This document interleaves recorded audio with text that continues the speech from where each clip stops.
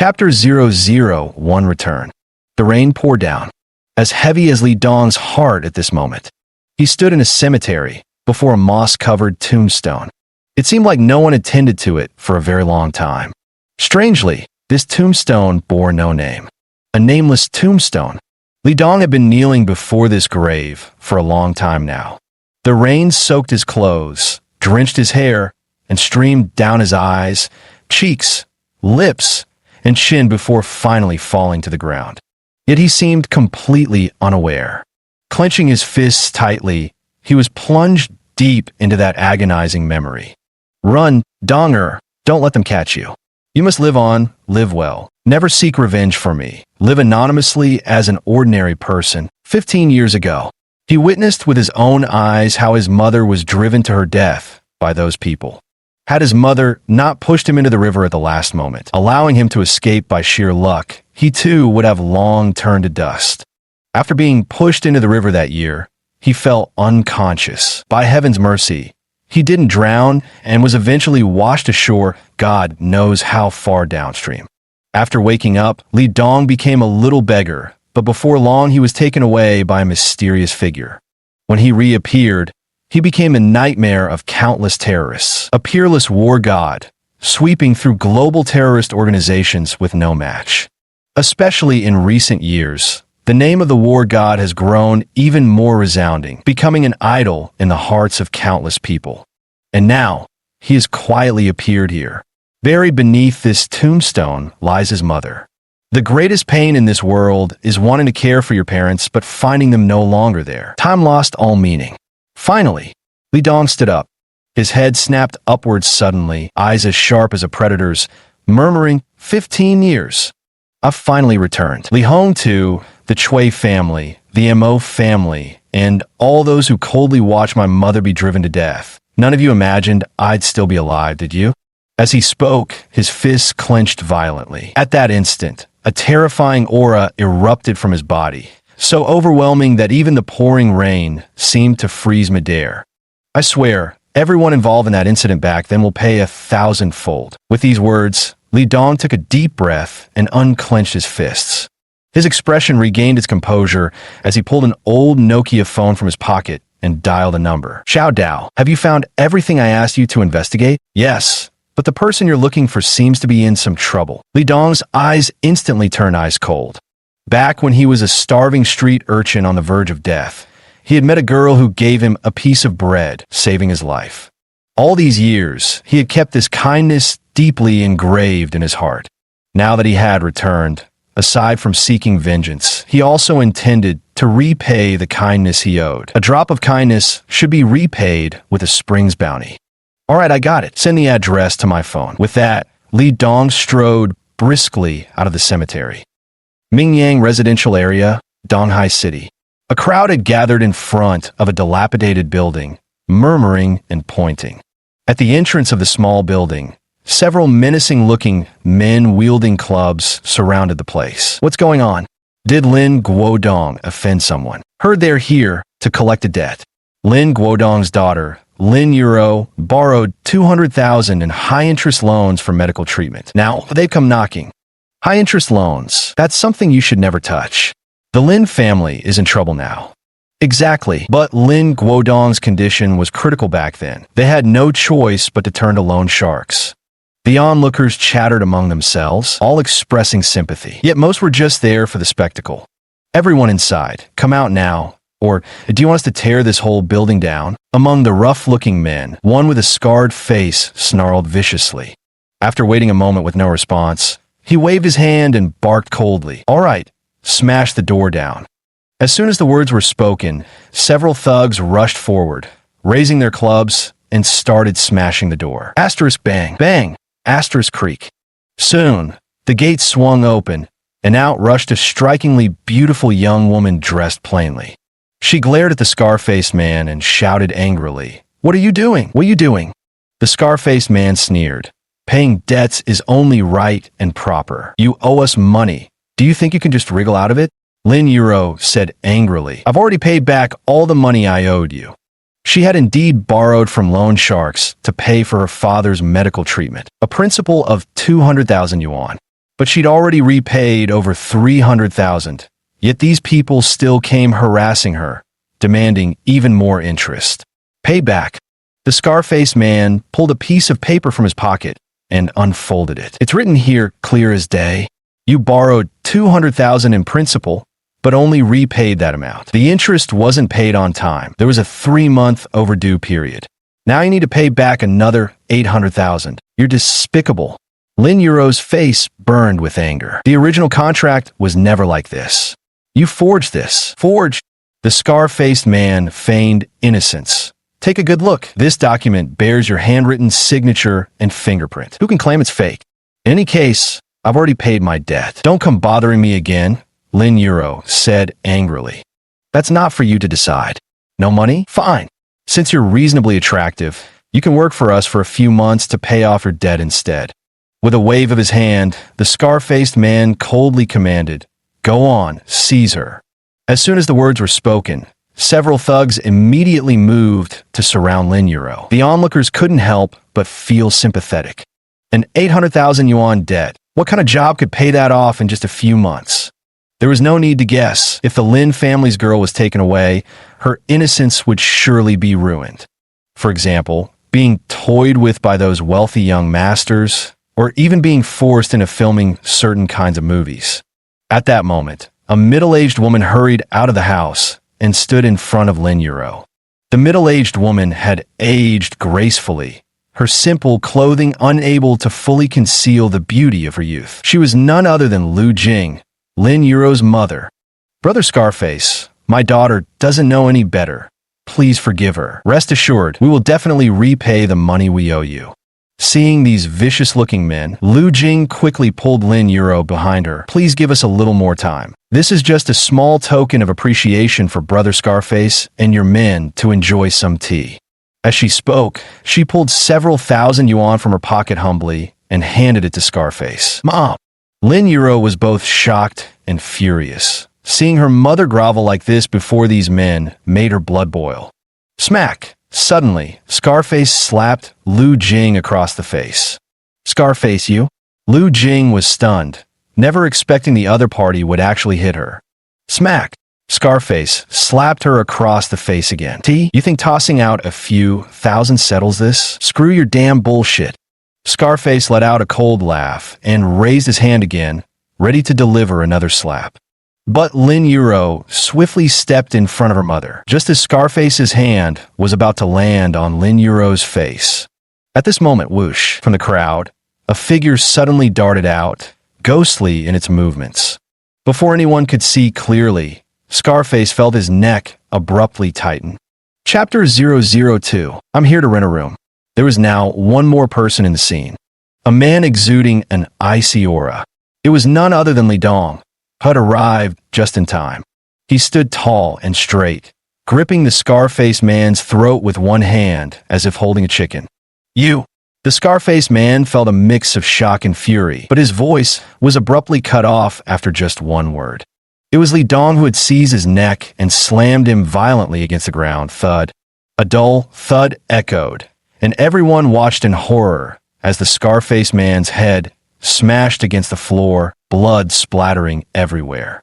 It wasn't over yet. Seizing the moment while Scarface was still dazed, Li Dong abruptly raised his foot and stomped down hard on man's arm. Crack! The sound of breaking bone echoed. Scarface's arm had been crushed beneath Li Dong's foot. This was the very same hand that had almost struck Lin Yuro moments earlier. Yarg! A scream like a slaughtered pig pierced the air. Finally, one of the thugs snapped back to reality. Seeing Scarface's arm broken underfoot, he flew into a rage and lunged at Li Dong alongside his comrades. Li Dong's face remained calm as he swung his palm out. The next moment, the thug let out a howl as he was sent flying several meters away. He lay sprawled on the ground, unable to get up, his face filled with horror. The other thugs exchanged glances before someone suddenly shouted, "This guy's trained. Rush him together." Whoosh! In an instant, several thugs surged toward Li Dong from all sides, swinging clubs aimed straight for his head. "Look out!" Lin Yuro couldn't help but cry out at the sight.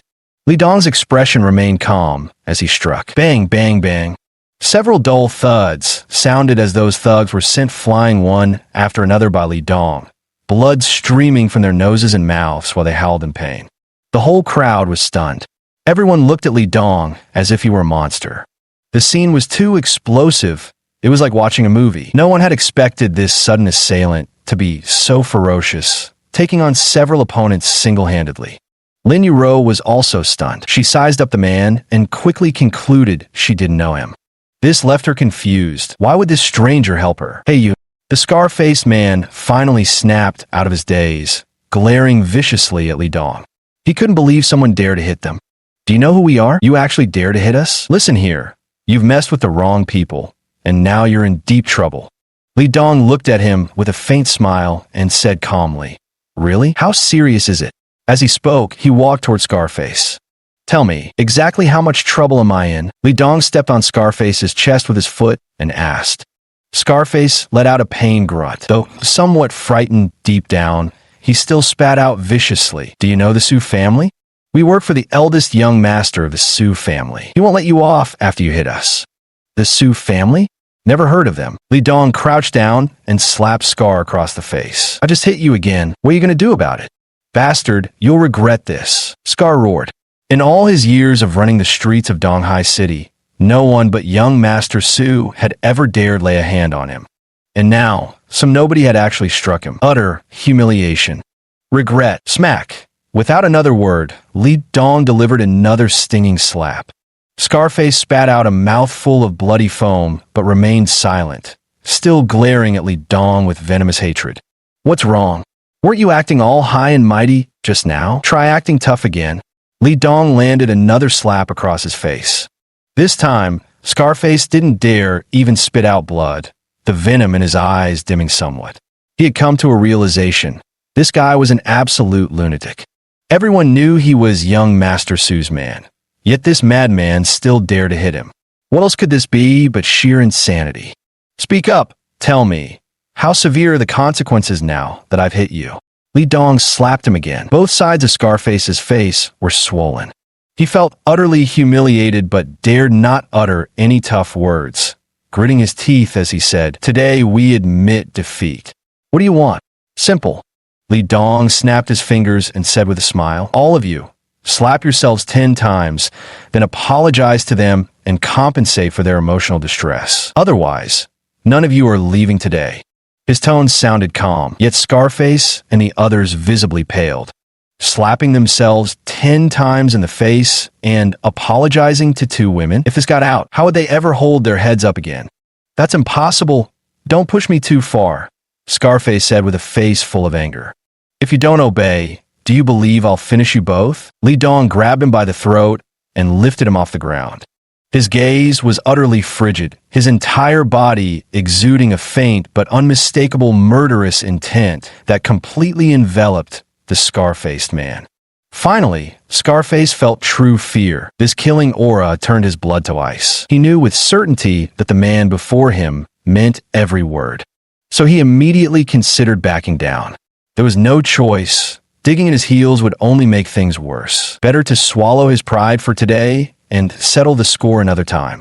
Neither the man who'd struck him nor the Lin family mother and daughter would get off lightly. He'd make sure of that. All right, I promise you. He hurriedly replied. Only then did Li Dong release him. Next, Scarface and his crew began their performance, slapping their own faces. After 10 slaps, each man's face was swollen like a pig's head. Auntie, sorry. Miss Lin, sorry. After the apologies, Scarface took out several thousand yuan and handed it to Lu Jing, Lin Yuro's mother, as compensation. Though Lu Jing felt somewhat worried, hearing Scarface apologize gave her a sense of satisfaction. These bullies who tormented them daily were finally getting their comeuppance. Hesitant and uneasy, she didn't dare take the money. Who knew what retaliation they might face later if they accepted it? Seeing this, Scarface's expression changed, and he almost pleaded, Auntie, please take it. I was wrong. Don't hold a grudge against someone so beneath you. Please, just let me off. Lu Jing hesitated for a moment. She glanced again at Li Dong and noticed his reassuring smile, an expression that carried such strength it instantly dissolved the fear in her heart. She took the few thousand yuan. Big brother, can we leave now? Scarface asked Li Dong nervously. Get lost. Remember, next time, breaking your hands will be the least of your worries. Li Dong waved them away dismissively, as if shooing flies. Yes, yes. Scarface kept nodding with his head lowered, but deep in his eyes flashed a thick streak of resentment. Li Dong stared at him, catching the venom in his gaze, and knew this guy would surely come back for revenge. His first thought at that moment was to completely cripple these men. But then it occurred to him that even if he disabled these lackeys, it wouldn't achieve much. Those behind them definitely wouldn't let the matter rest. It'd be better to let them go back, using a long-term strategy to catch the big fish and resolve this matter once and for all. At this thought, Li Dong didn't stop them and let Scarface and his group leave. After Scarface and his group left, and seeing there was no more excitement to watch, the surrounding crowd gradually dispersed. Hello there, I'm here to rent a room. After everyone had left, Li Dong walked up to Lin Yuru and her daughter, flashing them a bright smile. Chapter 003. Repaying kindness. Lin Yuru and Lin Jing were still as if in a dream. Was this big trouble just resolved like that? Hearing Li Dong's words, the two came back to their senses. You said you're here to rent a place? Lin Yuru asked with surprise. Yeah. Isn't there a rental ad posted at your door? Li Dong pointed at a notice stuck to the entrance. Then why did you help us just now? Lin Yuru inquired. Drawing a sword to aid one in distress is only natural. Li Dong replied with a smile. But the person you hit belongs to the Su family. They'll never let this go.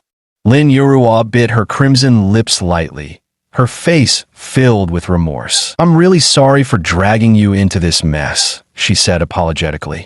Though she breathed a sigh of relief when Scarface and his men left, an undercurrent of worry still gnawed at her.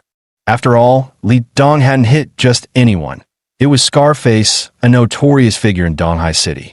Hitting Scarface is akin to slapping the Su family in the face. The Su clan will undoubtedly come to settle the score. Though their intervention had helped her, Lin Yuru felt deeply uneasy knowing they'd provoked such trouble on her behalf. Li Dong chuckled instead, his gaze resting tenderly on Lin Yuru. This girl, though grown, hadn't lost an ounce of her innate kindness. A girl like her deserves a tranquil and happy life. How could those bastards bear to hurt her? But it doesn't matter now. With him around, no one can lay a finger on her anymore. Hey, what's the big deal? Just a few punks. If they dare show up again, I'll break their damn legs. Li Dong waved his hand dismissively. Scarface, the Su family. In his eyes, there were nothing more than a few insignificant ants. With just a flick of his hand, he could crush them effortlessly. But Lin Yuru still wanted to say something. Li Dong waved his hand. All right, let's not talk about that anymore. Let's discuss the rental situation. I just got back and have nowhere to stay. I found out your place has rooms for rent online, so I came here. Has your house still not been rented out yet? Before Lin Yuru could speak, Lu Jing shook her head with a smile. Not yet, young man. What should I call you? My name is Li Dong. Annie. You could just call me Xiao Dong. Li Dong said somewhat shyly. All trace of the fierce dominance displayed when dealing with the scar-faced men had vanished. Now, he seemed like a warm-hearted boy next door. Lu Jing studied Li Dong, her beautiful eyes filled with appreciation. This young man was not only handsome, tall, and well-built, but he had just stepped in to help her and her daughter resolve a major problem. She was thoroughly impressed with him. Young men like him were truly rare in real life.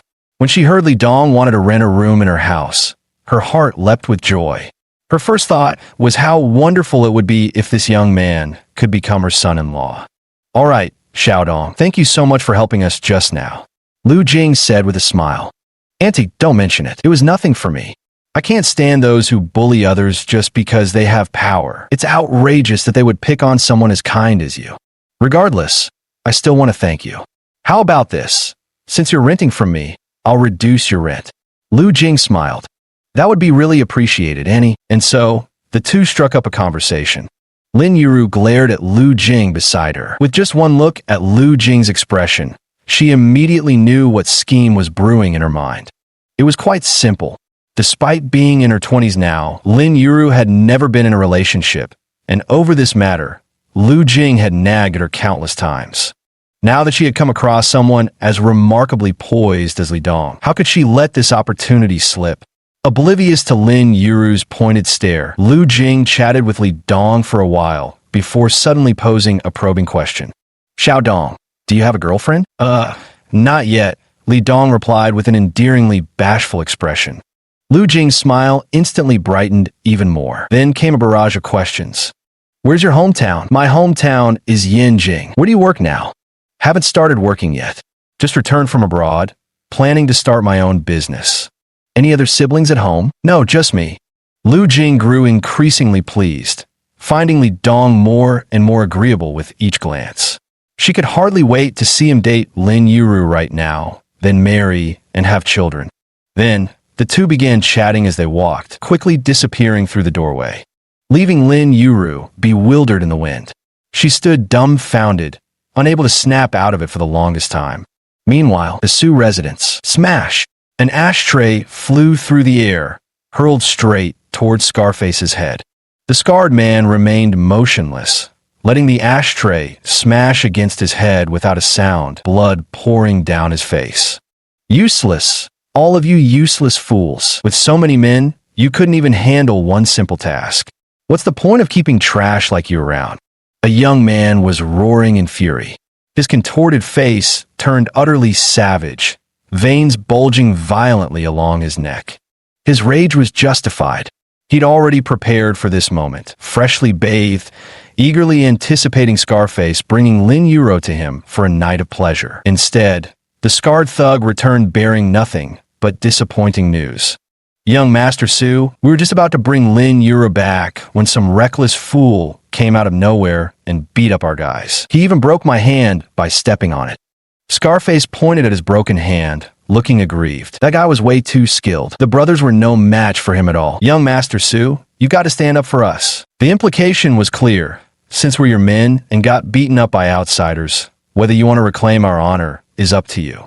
Hearing this, Su Ping narrowed his eyes slightly. A martial artist? He certainly knew that thugs like Scarface would scatter like loose sand when facing real martial artists. Who was that man? Did he not know you're under Su Ping's command? Su Ping asked. I told him right then, but that bastard didn't give a damn, he said. He sneered that the Su family was nothing and he couldn't care less, telling us to bring it on. Each one who goes will get beaten. Good, very good. Su Ping's face immediately darkened. This statement clearly showed no regard for Su Ping or the Su family's reputation. In Donghai City, no one had ever dared to disrespect the Su family, let alone ignore their influence. Now, not only had the other party beaten his men, but they also disregarded the Su family standing. This matter couldn't be left unresolved. Without delay, Su Ping took out his phone and dialed a number. Lao Lu, come here. We've got work to do. A few minutes after hanging up the phone, a young man with bleached white hair pushed open the door and walked in. The young man had a burly frame, muscles coiled like ropes, and hands covered in calluses, clearly a trained fighter. Young Master Su, you asked for me? Su Ping nodded. Come with me. We're going to teach some clueless bastard a lesson. Got it. And so, Su Ping set off with this white-haired young man called Lao Lu, along with Knife Scar and the others, marching aggressively toward the Lin family residence. Chapter 004. A man of few words but deadly actions, Li Dong remained unaware of all this. By now, he had already toured Lin Yuru's house. The house showed signs of age. Its interior, though not luxurious, was decently renovated, standard for a well-maintained home. It came fully furnished, ready for immediate occupancy. Naturally, Li Dong paid little attention to such details. His purpose for renting here ran deeper.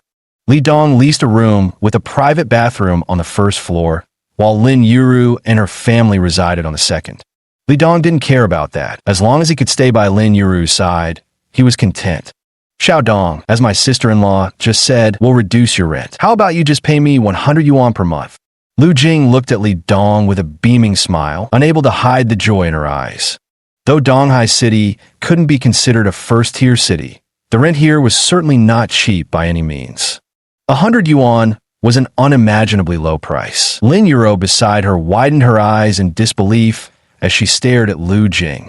Previously, when others came to rent the place, offering 1,000 yuan per month, Lu Jing had refused to rent it out. Yet now she was renting it for just 100 yuan. Yao Yao grew increasingly convinced of her mother's ulterior motives. She glared at Li Dong resentfully. Just what kind of spell had this guy cast on her mother? Thank you, Auntie. Li Dong was naturally overjoyed. Ignoring Lin Yuru's gaze, he suddenly thought of something and asked somewhat shyly, "Well, Annie, I have a small request." "Go ahead," Lu Jing said. "Annie, to be honest, I felt incredibly close to you the moment I met you. Could I maybe eat meals cooked by you at home from now on?" Li Dong quickly added, "Of course, I'll pay for the groceries." Lu Jing was taken aback. This was a request? Then she smiled and nodded. "Of course you can. From now on, just consider this place your own home." Mom. Lin Yuro hadn't expected Lu Jing to actually agree, and she couldn't help feeling anxious. Though she didn't dislike Li Dong. In fact, she felt somewhat grateful to him since he had helped them before. But no matter what, this was only their first meeting with Li Dong. The thought of routinely sharing meals with a man her own age made Lin Yuro feel distinctly uncomfortable. "Thank you, Annie. There's some money in this card. Consider it my living expenses for this period of time." Li Dong was in extremely good mood. He pulled out a black bank card from his pocket and handed it over, saying the pin is 6 zeros. Lu Jing hesitated for a moment, but still accepted it, since she had already agreed that Li Dong could come to her home for meals she prepared. And since Li Dong said there was a bit of money inside, it probably wasn't much, right? This way, she wouldn't have any mental burdens. Yet she had no idea that the figure on this card would reach a level that would leave her utterly stunned. "All right then, you can settle down here peacefully from now on. Just treat it as your own home." Lu Jing couldn't stop smiling. She gave Lin Yuro a meaningful glance before turning to Li Dong. "Well, Xiaodong, why don't you let Yuro take you to buy some daily necessities? I'll go grocery shopping and cook dinner for you." "All right, Auntie," Li Dong replied with a smile. Before Lin Yuro could even voice a refusal, Lu Jing had already turned and disappeared in a flash. Only Li Dong and Lin Yuro remained in the room. After exchanging a glance, Li Dong cleared his throat awkwardly. "So, where can we buy daily necessities around here?" Lin Yuro sighed helplessly and snorted, "Follow me." The two had just stepped outside, preparing to purchase household essentials. Screech. At that moment, the sound of car tires screeching against pavement rang out. Several vehicles came speeding over and screeched to a halt right outside Lin Yuro's house. As the door swung open, over a dozen people poured out from inside. At the forefront were Su Ping and that white-haired young man called Lao Lu, followed by Scarface and his crew. Scarface immediately pointed at Li Dong the moment he stepped out of the car, his eyes brimming with venom. "Young Master Su, it's him. This bastard attacked us and ruined your plans." Su Ping's gaze lingered wantonly on Lin Yuro for a moment before shifting to Li Dong upon hearing this. "So, it's you who beat my men?" he sneered. "And you dare disrespect the Su family?" Su Ping looked down upon Li Dong with an air of superiority, gazing at him as if he were an insignificant ant. "Tell me, who gave you the audacity?" "So you're that Su Ping?" Li Dong asked impassively. His gaze was ice cold as he regarded Su Ping like he was already a dead man. This was the bastard who coveted Lin Yuro's beauty, the one who kept harassing her repeatedly. Had he not returned in time this instance, Lin Yuro might have already fallen victim to this scoundrel's schemes. "That's right, I am Su Ping, son of Su Jiangwo. Since you know who I am, you'd better scram right now if you know what's good for you. Otherwise, I'll break your limbs and sink you in the river, believe it or not," Su Ping declared with an air of arrogance. He assumed that announcing his status as the eldest son of the Su family would make the other party either grovel at his feet or retreat in fear. However, whoosh, without wasting words, Li Dong moved. He vanished from his spot like a ghost. By the time others realized what was happening, Li Dong was already standing before Su Ping, gripping his throat with one hand and lifting him off the ground. Cough, cough. Su Ping's face instantly flushed red, his legs kicking desperately like a rooster with its neck wrung. "How dare you?"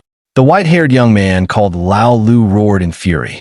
With a thunderous shout, he threw a fierce punch toward Li Dong's head, swift as the wind and packed with brute force. However, Li Dong didn't even turn his head as he suddenly lashed out with a vicious kick. Bam! Lao Lu was sent flying backward, his chest caving inward as he crashed to the ground, coughing up blood and utterly unable to rise. His face was a mask of terror as he stared at Li Dong in disbelief. The others gaped with jaws hanging open, as if they could have swallowed an egg whole.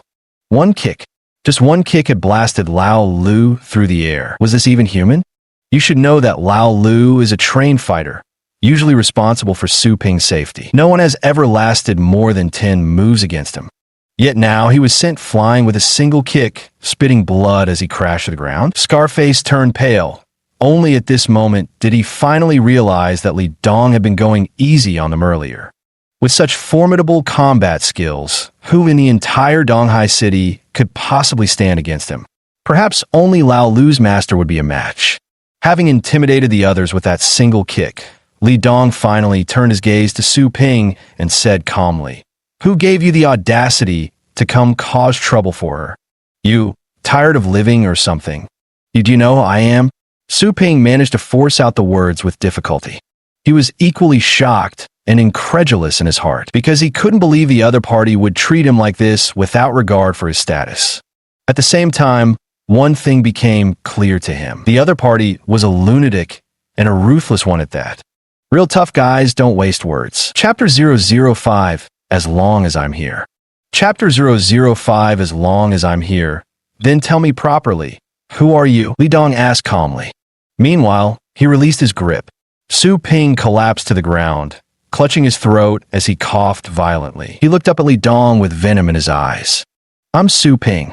My father is Su Jiangwo. I'm the eldest son of the Su family. How dare you hit me? You're dead. I'll wipe out your whole family." Su Ping let out a roar of utter fury. No one had ever dared to treat him this way before. From childhood to adulthood, in Donghai City, he had lived like a reigning emperor. He was the one who bullied others. No one had ever dared to bully him. Now, with someone grabbing him by the throat, how could he not be furious? The Su family? Never heard of them. Li Dong's face was filled with scorn, his eyes suddenly turning icy cold. "I don't care who you are," he said. "You had no right to bully this family. Now, it's time for you to pay for what you've done." As the words fell, Li Dong raised his foot and stomped down hard on Su Ping's knee. Crack! The sound of shattering bone rang out. Arg! Su Ping's eyes widened in an instant, and he let out a scream like a slaughtered pig. The pain was unbearable. Li Dong's expression remained calm as he raised his foot again, preparing to shatter the other knee.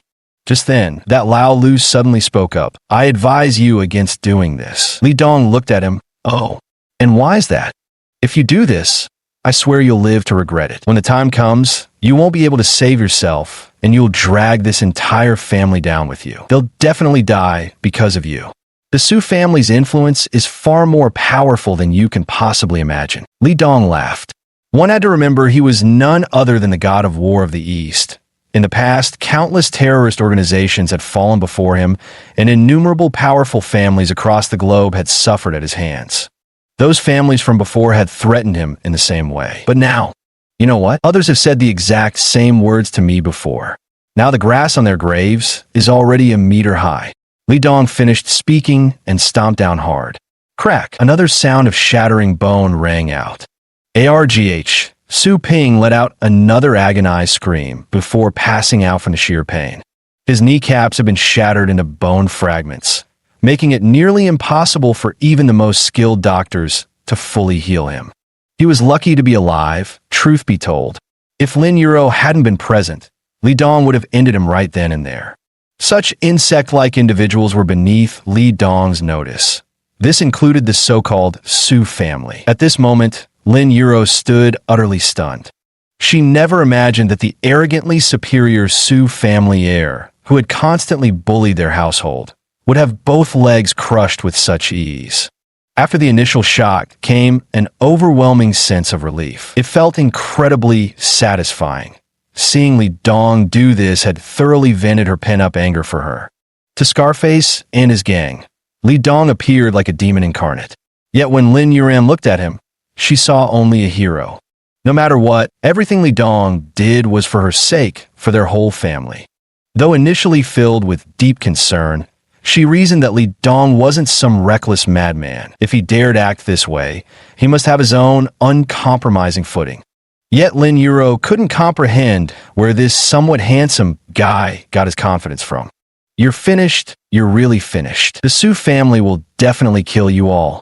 Old Lu stared at Li Dong with terror-stricken eyes, never imagining someone would actually dare to do such a thing.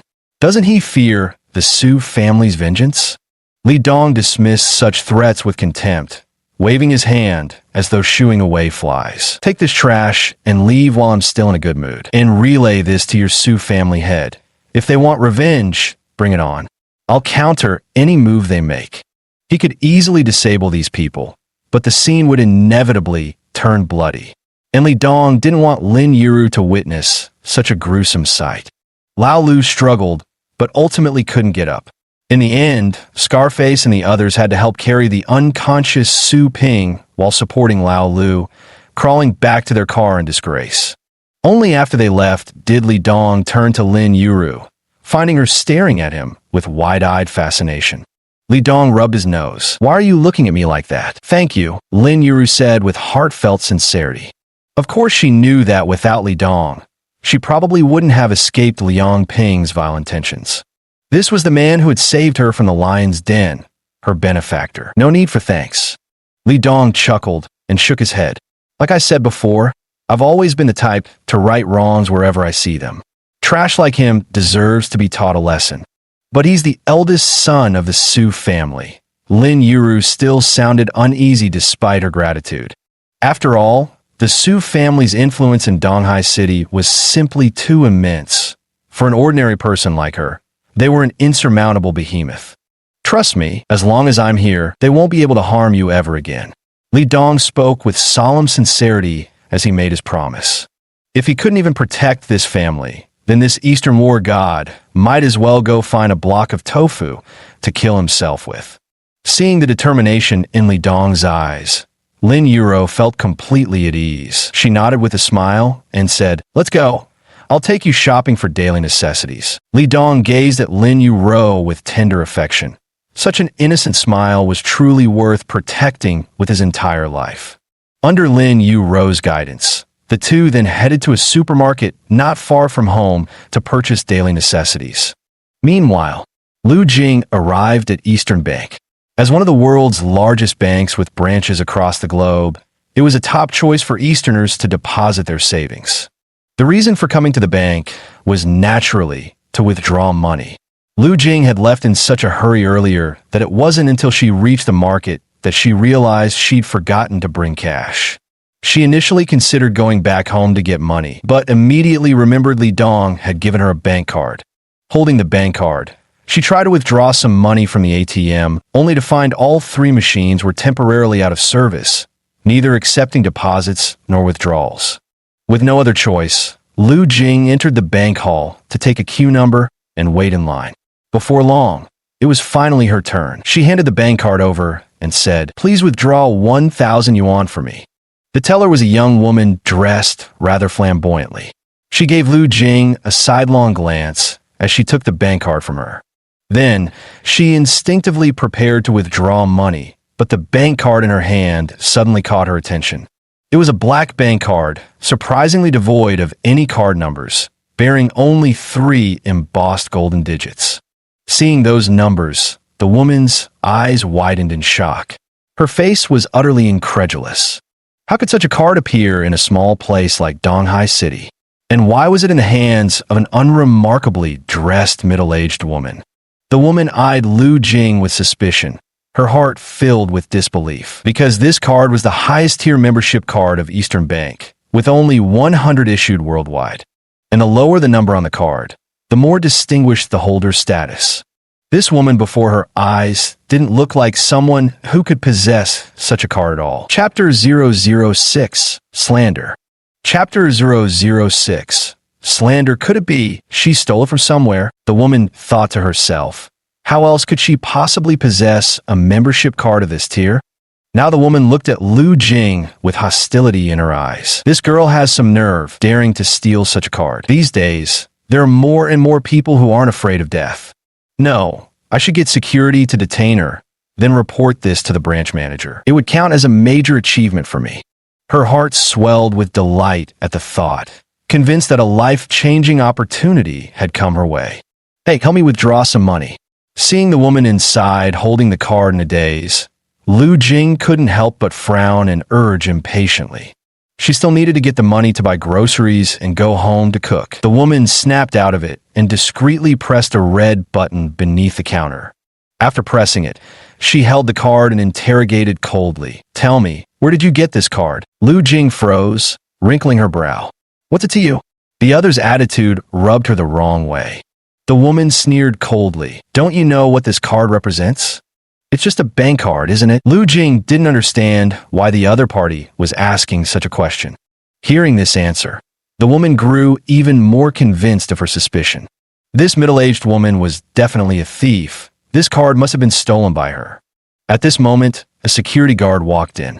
He approached, glanced at Lu Jing, and asked the woman, "What's going on?" The woman abruptly pointed at Lu Jing and sneered, "Arrest her. This person is suspected of stealing someone else's bank card." As she spoke, she held up a black bank card in her hand. The guard's pupils instantly constricted at the sight, his expression changing dramatically as his gaze toward Lu Jing turned hostile. Though just a security guard, after working the bank for so many years, he certainly recognized what that level of card signified.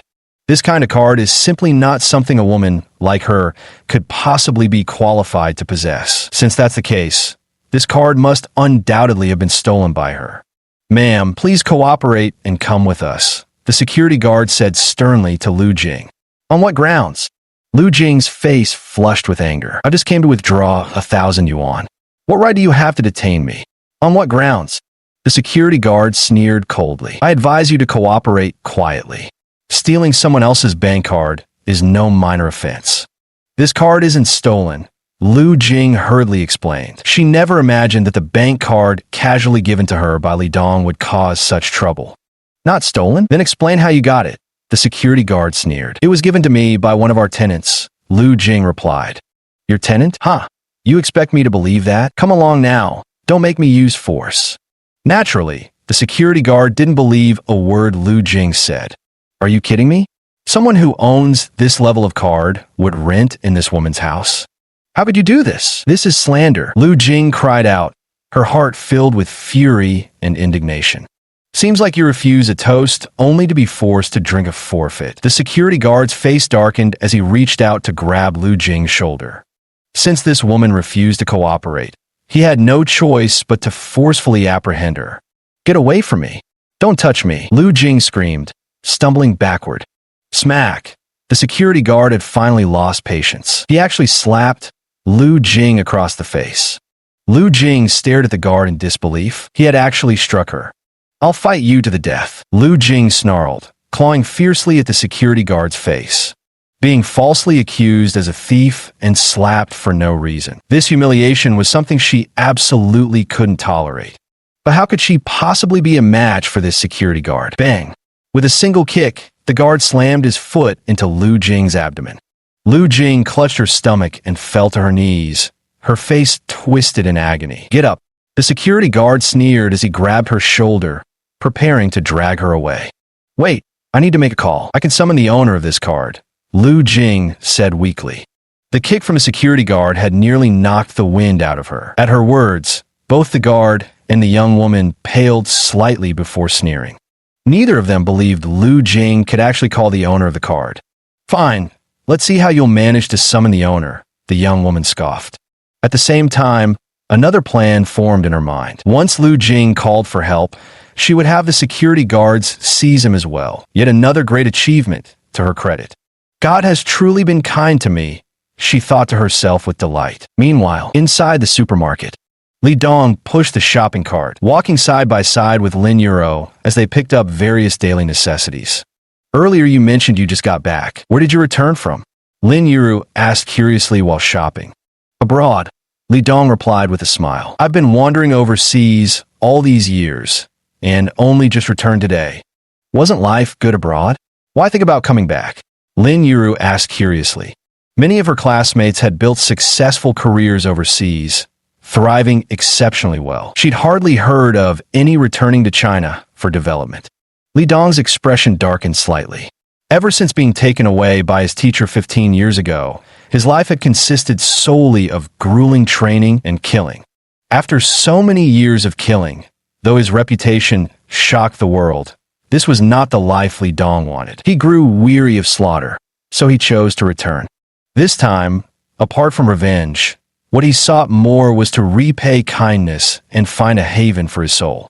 And Lin Yuro had long been the harbor in the depths of his heart. That's why she was the first person he sought upon returning. With this girl by his side, Li Dong could feel a long-lost peace, and he cherished this tranquility of the soul. I wouldn't say it's bad, but I'd rather come back and build my own career, Li Dong replied with a smile. Lin Yuro let out a soft, "Oh," her gaze fixed intently on Li Dong as she asked, "So you want to start your own business then?" "I've considered it, but I still need to think about the specifics." Suddenly Li Dong changed the subject. "By the way, why didn't I see your father at home earlier?" The information he'd received was that Lin Yuro's father suffered from a serious illness, which was why she'd taken out loan sharks' money for his medical treatment. By all accounts, he should have recovered by now, but he hadn't seen Lin Yuro's father at home earlier. Lin Yuro's expression darkened as she began recounting. "1 year ago, my father was in a serious car accident with life-threatening injuries. He nearly died. After emergency surgery, his life was temporarily saved, but soon various complications emerged one after another. Faced with exorbitant medical bills, we quickly exhausted all our family's savings and borrowed from every relative and friend we could. But it was never nearly enough. We were considering selling our house when someone approached me, offering to lend us 200,000 yuan. I knew it was a loan shark deal, but at that time I didn't think twice and agreed immediately. With that 200,000, my father's life was saved, but he never fully recovered. He was left half paralyzed and could never walk again. If you didn't see him earlier, it's because he's hiding in the second-floor study. Normally, he hardly ever comes out to see people." After listening to her, Li Dong fell silent. Chapter 007. Lu Jing gets beaten. Chapter 007. Lu Jing was beaten. He could understand Lin Yuro's feelings when she said those words, so his gaze toward her was filled with even more tenderness. Such a wonderful, beautiful, and kind-hearted girl. Fate had truly been too harsh on her. But it was fine now. This time he had come. He would completely alter this girl's destiny and rewrite the fate of her entire family. "Don't worry, your father will be fine. I studied medicine for a few years abroad. I'll examine him when the time comes." "You know medicine too?" Lin Yuro looked him up and down. "Really? Absolutely genuine. And I know a very skilled doctor abroad. If I can't handle it, I'll ask him to come perform a minor surgery for uncle. He should recover quickly." Li Dong smiled as he made his promise. At that, Lin Yuro's eyes instantly brightened. "Really?" Her gaze was full of hope. "Of course," Li Dong replied with a smile. Lin Yuro was about to say something more when suddenly, her cell phone rang in her pocket. He pulled it out and saw it was his mother's number, so he answered. After hearing just a few words, Lin Yuro's expression suddenly changed. She quickly hung up the phone, her face twisted with anxiety as she turned to Li Dong. "Hurry, get to Eastern Bank. Someone just attacked my mom." Li Dong's expression darkened as well. Loving the house extends to the crow. His regard for Lu Jing ran just as deep. At that moment, the two abandoned their shopping and left the supermarket, heading straight for Eastern Bank. Meanwhile, the Su residence. Something major had happened at the Su household, an incident that sent the entire family into an uproar. The Su family's eldest young master, Su Ping, had been beaten. Both his legs were broken, his kneecaps shattered. Even if healed, he would likely remain permanently disabled. Su Jiangwo, the patriarch of the Su family, was currently in a towering rage. "Who was it? Who dares lay a hand on my son? I'll wipe out their entire family." Of course he was furious. Though he had no shortage of women, this was his only son. From childhood till now, he had pampered Su Ping beyond measure, giving her everything she desired, letting her play with any woman she fancied. What immense contributions has a Su family made to Donghai City? As the son of Su Jiangwo, what's the harm in playing around with a few women? It was precisely because of the Su family's formidable power that no matter what mistake Su Ping made, he could always smooth things over. Ordinary people simply cannot contend with the Su family. As for those whom even the Su family dare not provoke, He obviously wouldn't let Su Ping go stirring up trouble with them. Yet now, his son's kneecaps have been shattered, still undergoing surgery with no certainty of full recovery. How could he not be furious? Family head, those men went along with the young master at the time. Just then, an elderly man with slicked back hair and a florid complexion strode over briskly. Behind him, several black-clad bodyguards followed, leading Scarface and Old Lu forward. Facing Su Jiangwo, Scarface and the others trembled with fear.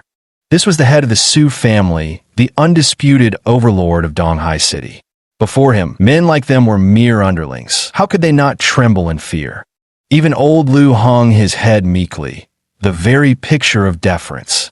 "Little Six, tell us what happened," the red-faced old man quickly said. "Yes, master." Lao Lu quickly raised his head and began recounting the events. After hearing him out, Su Jiangwo's face darkened to the extreme.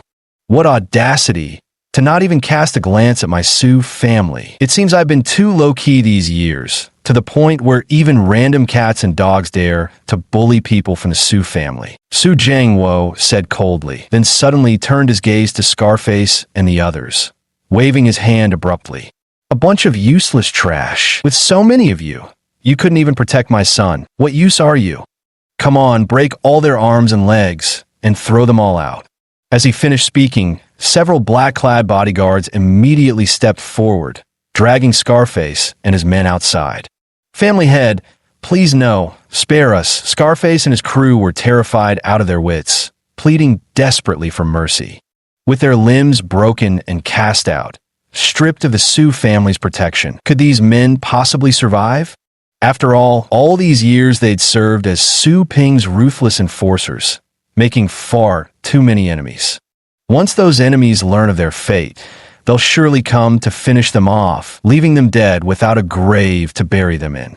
However, Su Jiangwo remained expressionless, acting as though he didn't hear their pleas for mercy. Witnessing this scene, Lao Lu's body gave a slight tremble, but he said nothing, merely lowering his head. It was fortunate that his master was the red-faced old man before him. Otherwise, his fate would have been just as miserable as Scarface and the others. After Scarface and the others were dragged out, Su Jiangwo spoke icily. "Old Kai, go gather men. I want to see who has the guts to disrespect me. Su Jiangwo. I'll wipe out his entire family." "Please calm down, family head." The old man named Kai quickly intervened. Whoever did this knew the young master's identity, yet still acted. "This matter can't be as simple as it appears." "So what?" Su Jiangwo roared.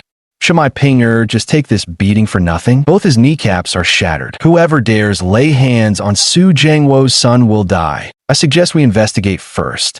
What if they have powerful backing, or this is a deliberate trap set by our enemies? Acting rashly might play right into their hands." Su Jiangwo immediately calmed down. After some thought, he found old Kai's words quite reasonable.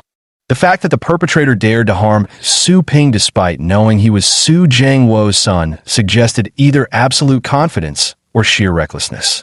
It was indeed highly possible that it was orchestrated by his rivals. After all, though the Su family was touted as the top aristocracy in Donghai City, Su Jiangwo himself hadn't yet attained absolute dominance.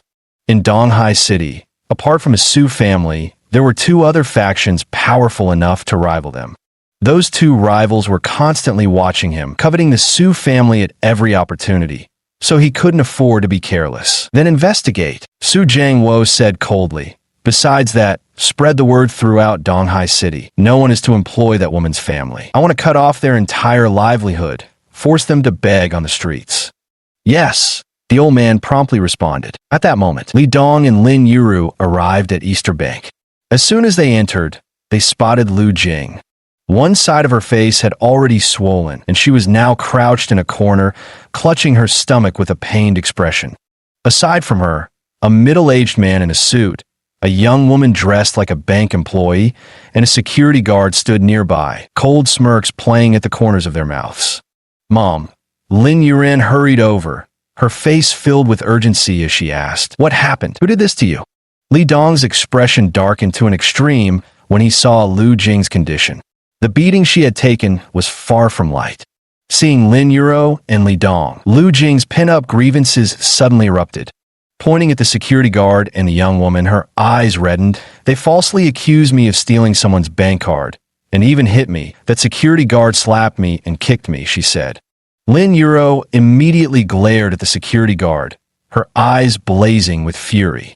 To think they dared lay hands on her mother like that. She was about to explode with rage. Chapter 008. Mistakes demand consequences. Chapter 008. Wrongdoing comes with a price. Are you or family members? At this moment, the middle-aged man in a suit approached with a stern expression. Now that you're all here, come with us. We suspect you're part of a theft ring that steals and exploits others' bank cards. Please cooperate with our investigation. Who are you? Li Dong suddenly asked. I'm the lobby manager of this bank, the man replied with pride. Being promoted to lobby manager of this branch at his age gave him an edge over 90% of his peers. He certainly had every right to be proud. Li Dong nodded and pointed at Lu Jing, asking, Are you saying she stole someone else's bank card? Upon hearing the lobby manager's words earlier, Li Dong had already realized it was the bank card he gave Lu Jing that caused the trouble. That's right, it's this card. The manager produced a black card with a cold laugh. This card is mine, Li Dong said calmly. What did you say? The manager froze, not immediately processing the statement. I said this card is mine. I was just letting her use it. Is there a problem? Both the security guard and the young woman froze momentarily. They sized up Li Dong, noticing the man did carry an imposing aura. But then it occurred to them, someone this young, barely in his 20s, how could he possibly possess such a high-level card? The young woman scoffed coldly. Manager, don't listen to his nonsense. He's lying. They must have stolen this card. Right, absolutely right, manager. Let me detain them all immediately. The security guard chimed in hastily. The manager frowned. You say this card is yours. Can you prove it? You'll see soon enough. Li Dong finished speaking and directly pulled out an old Nokia phone from his pocket, dialing a number. William, do I no longer have a right to use those cards you begged me to take back in the day, or what? Dear Li, what's wrong? What happened? Li Dong briefly recounted the events. Please rest assured, I will give you a satisfactory answer. The other party quickly replied. After Li Dong hung up the phone, the manager's frown deepened even further. William? That name. It sounds familiar. As for the young woman and the security guard, they wore mocking smirks. They all believed Li Dong was just putting on an act. However, before long, just about 2 minutes later, the manager's phone rang. He took it out to look, then immediately shrank 3 inches in stature, his face all ingratiating as he answered, President, you wanted me? Gradually, the manager's complexion changed, turning pale as his whole body trembled slightly. Cold sweat now streamed down his forehead. Yes, I understand what must be done. He hung up the phone, then under everyone's gaze, clasped the bank card with both hands and deferentially presented it to Li Dong. We truly apologize, esteemed guest. They made a mistake. This card does indeed belong to you. In the manager's mind, 10,000 alpacas were stampeding at that moment. Had he not been concerned about his professional image, he probably would have cursed out loud by now. Why? Just moments earlier, the bank president had berated him mercilessly. Because someone from the global headquarters had called the Eastern headquarters, who then contacted the president of Donghai City branch, all because they'd offended the most honored client of Eastern Bank. He nearly pissed himself in terror. Only then did he recall that the William mentioned by Li Dongfang was none other than the chairman of the global headquarters of Eastern Bank. This young man actually knows someone like that, and he even claimed the other party begged him to accept the bank card. Just who is he? But none of that matters anymore. The most pressing matter now is how to mitigate the negative impact of this incident and ensure Li Dong lets the matter drop. Otherwise, his tenure as a manager would effectively come to an end. Li Dong didn't take the bank card, replying coolly, Are you convinced now? I'm sorry, truly deeply sorry. Li Dong waved his hand impatiently. Enough nonsense. Tell me, how exactly are you going to make this right? The manager sighed inwardly, then turned to Lu Jing and suddenly bowed at a perfect 90-degree angle. Madam, due to our staff's negligence which caused this misunderstanding and subjected you to undeserved grievances, I sincerely apologize and offer my deepest regrets. Lu Jing and Lin Yuro exchanged bewildered glances, momentarily stunned. What on earth was going on? Before Lu Jing and the others could speak, the manager turned to the young woman with a stern face and declared, "On behalf of the bank, I hereby announce your immediate termination. And you," he continued, finally looking at the security guard, "are also fired, effective immediately." At those words, both the young woman and the guard were dumbfounded. What was going on? They should have been rewarded for their great service, promoted, given raises, and catapulted to the peak of their careers. This wasn't how things were supposed to go. Why were we fired? "Manager, we didn't do anything wrong. Why are you firing us?" The young woman panicked. This job was her proudest achievement. Losing it would shatter her standing at home and erase the superiority she flaunted before friends. She simply couldn't accept this. Did nothing wrong? The manager sneered. "You slandered this lady, caused her severe psychological harm, and even assaulted her. You all need to take responsibility for your mistakes." Is what he said true? The young woman exchanged a glance with the security guard, finally understanding. Both looked at Li Dong in disbelief, their faces filled with astonishment. Judging from the manager's attitude, was this young man really the owner of that card? How is this possible? Seeing this scene, Li Dong simply waved his hand. "No need to put on an act in front of me. It's pointless." "All right, now it's your turn to give an explanation." Li Dong pointed at Lu Jing as he questioned the young woman. His gaze was frigid as he looked at the woman, as if observing an insignificant ant. Over the years in the outside world, he had lost count of how many he'd killed, men and women, young and old. He wouldn't show mercy simply because someone was a woman. Since this woman had slandered Lu Jing, causing her to be beaten by that security guard, she would have to pay the price. Such was the harsh reality of the adult world. "I've already been fired. What more do you want from me?" The woman suddenly flew into a rage and shouted, "Not good enough. Slap yourself 10 times, and we'll consider this matter settled." Li Dong's expression remained impassive, his gaze icy. "A friendly reminder, use all your strength for each slap. Otherwise, I won't mind doing it myself." This woman was fired, but Li Dong couldn't care less. All he cared about were Lin Yuro and Lu Jing's feelings. This grievance had to be avenged. Chapter 009. There's no cure for regret in this world. Chapter 009. There's no medicine for regret. Facing Li Dong's icy gaze, the young woman felt a shock run through her heart. It finally dawned on her.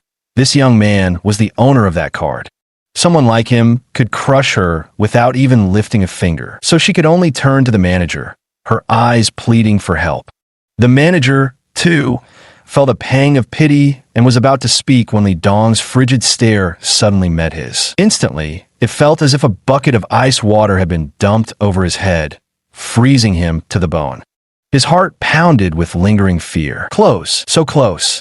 Had he spoken up for her just now, misfortune would likely have befallen him instead. This muddy water wasn't worth wading into. The manager could only lower his head, pretending not to notice the young woman's pleading gaze. Despair washed over the young woman. Under Li Dong's unrelenting stare, she gritted her teeth and began slapping her own face. Slap, slap, slap, again and again, each strike delivered with all her strength. She didn't dare hold back any strength, for she had no doubt about Li Dong's earlier words. Had Li Dong taken matters into his own hands, she'd likely have been beaten unconscious. 10 slaps were delivered swiftly. The young woman no longer retained her earlier flower-like beauty, having become swollen like a pig's head.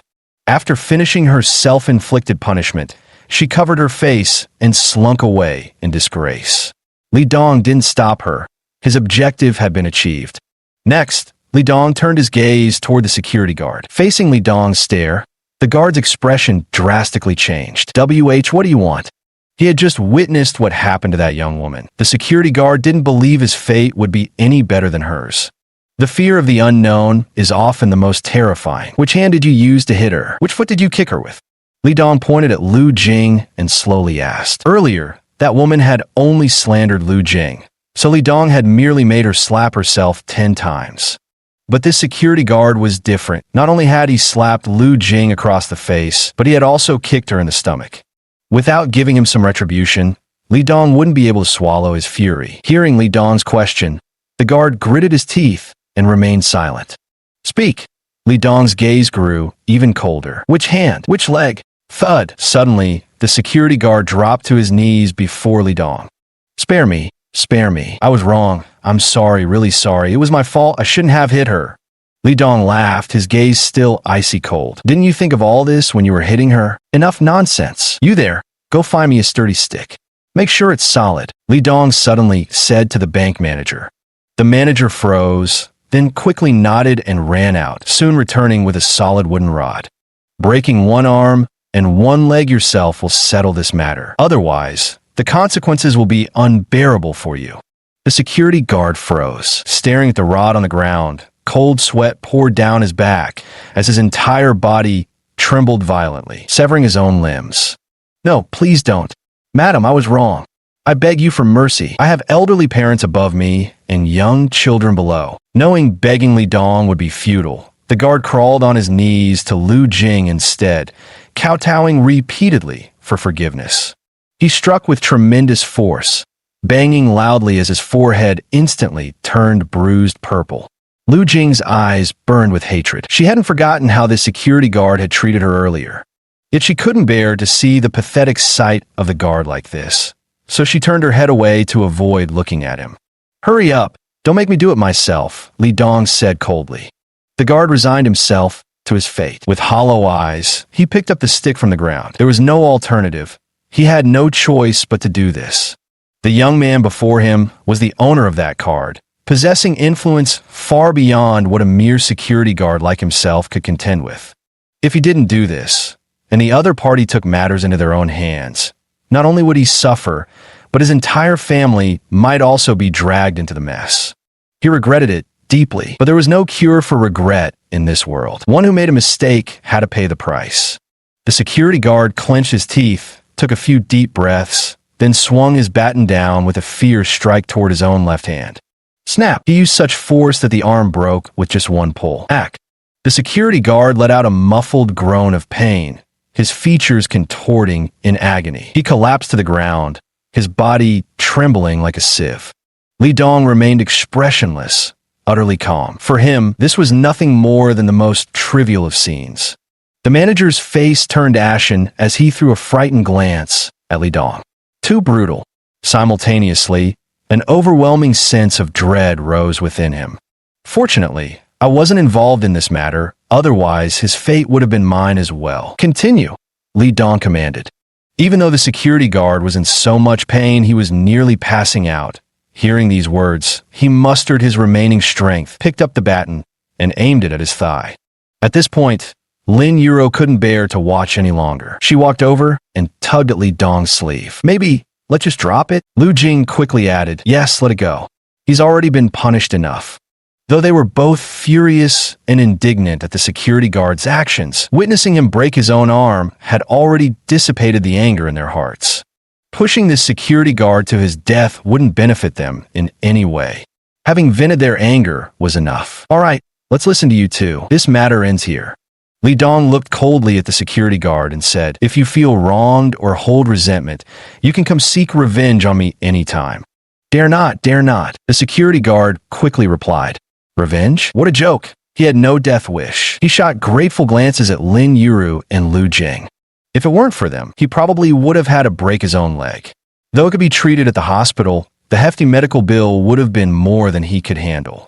Lin Yuru and the others were willing to let him go, so of course he should be grateful. Soon after, the security guards also left. Sir, your bank card. Seeing this, the manager hurriedly presented the black card to Li Dong with both hands. He still felt somewhat uneasy inside, unsure whether this outcome had satisfied the gentleman or not. Li Dong glanced at him. My things aren't yours to take and return as you please. Auntie, let's go. Lu Jing nodded, and the three of them left the bank directly. The manager's face drained of color. Holding the bank card in his hand, he stood there utterly bewildered. He knew his days as manager were over. After exiting the bank, Lin Yuru said to Li Dong, take my mom home first. The things we bought earlier are still at the supermarket. I'll go pay for them and pick up some groceries on the way back. All right. After Lin Yura left, Li Dong helped Lu Jing walk back home. Xiao Dong, just who exactly are you? Lu Jing couldn't help but ask. She never could have imagined that bank card would lead to such events.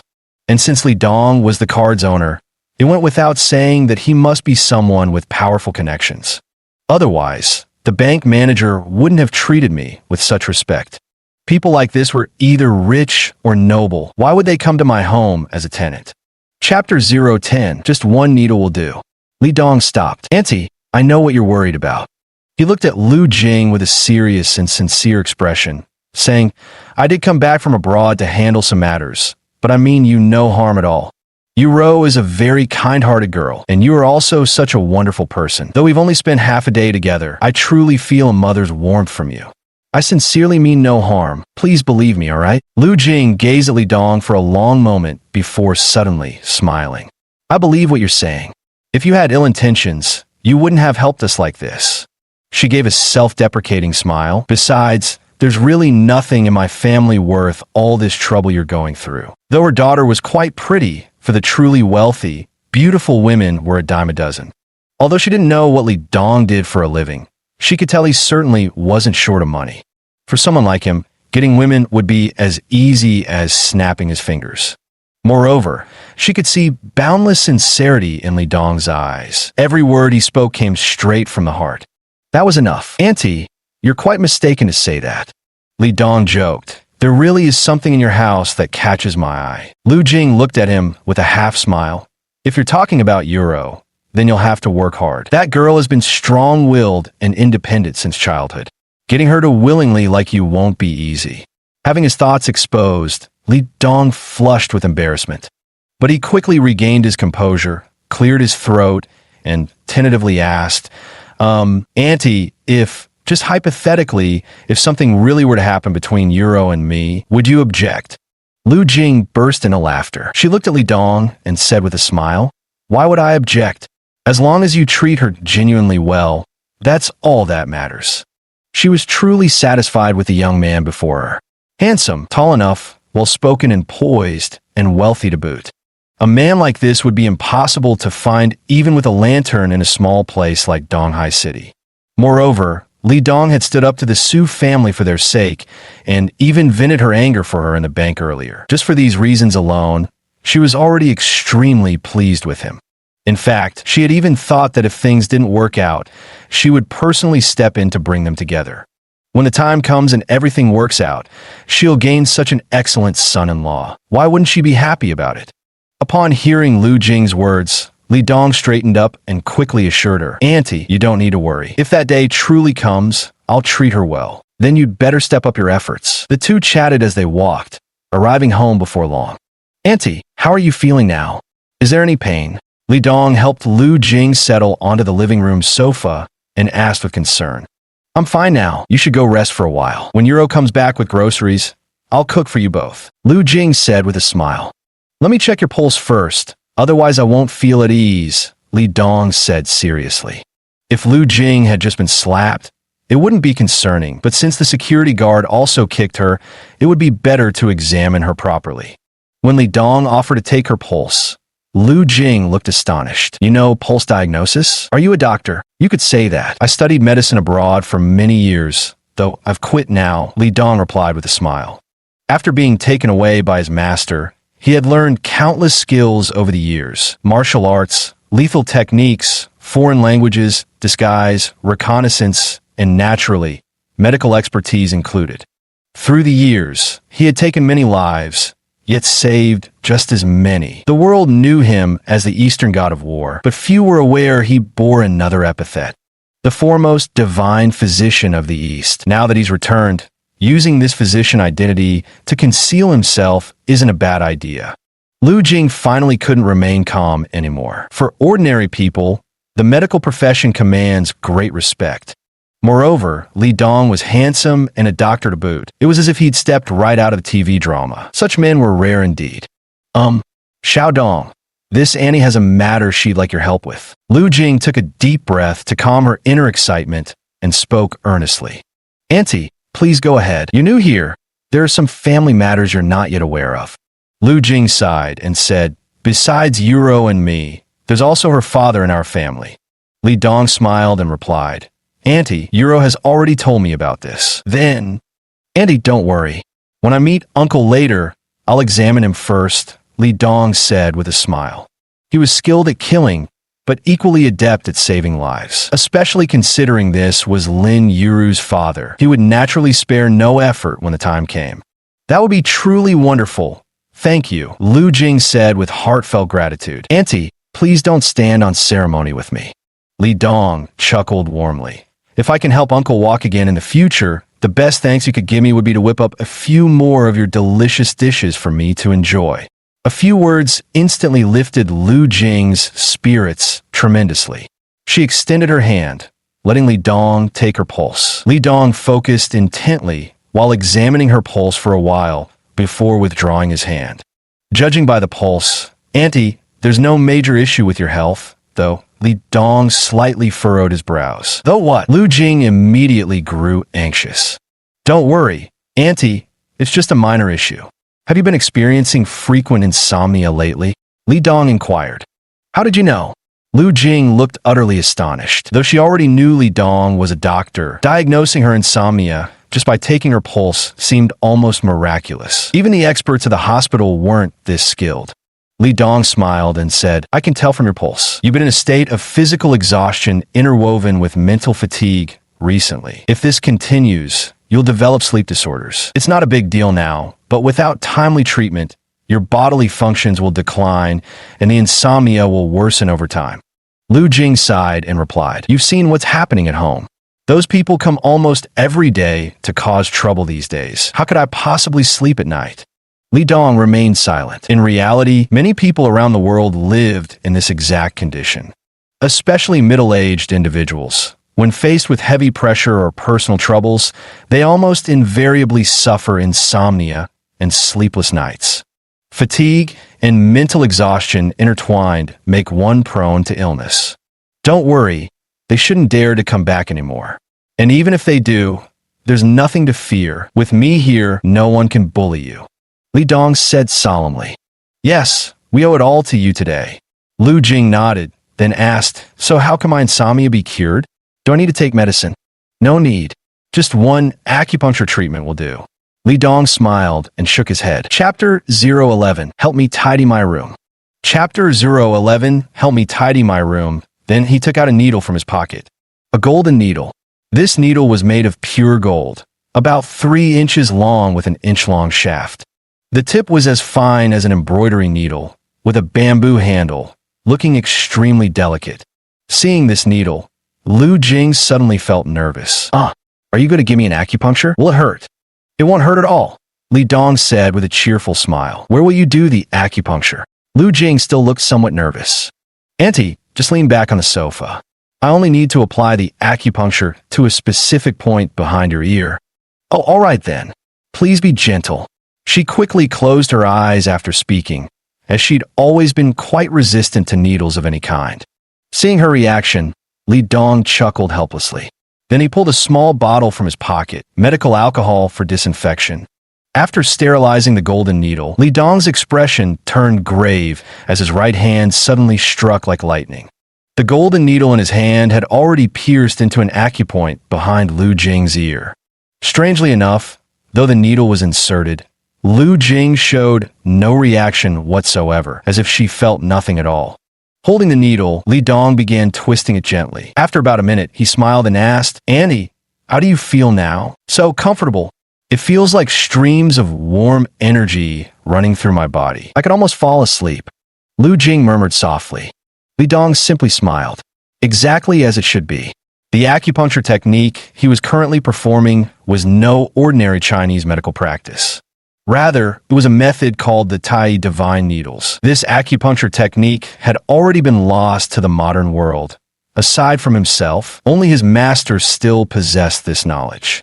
He had used this needle technique to save countless lives in the past. Now, using it to treat insomnia was child's play. I'm back. Right then, Lin Yuro's voice rang out from outside as she walked in carrying 2 large bags. They contained daily necessities purchased earlier at the supermarket, along with some groceries. Li Dong, what are you doing? Lin Yuru entered and was horrified to see Li Dong holding a needle and pricking her mother's forehead. She hurried over. Calm down, I'm just giving her acupuncture. Li Dong quickly explained when he saw her reaction. Lin Yuru paused, suspicion etched on her face. Acupuncture. Then, glancing at her mother's peaceful, blissful expression with closed eyes, her worries instantly melted away.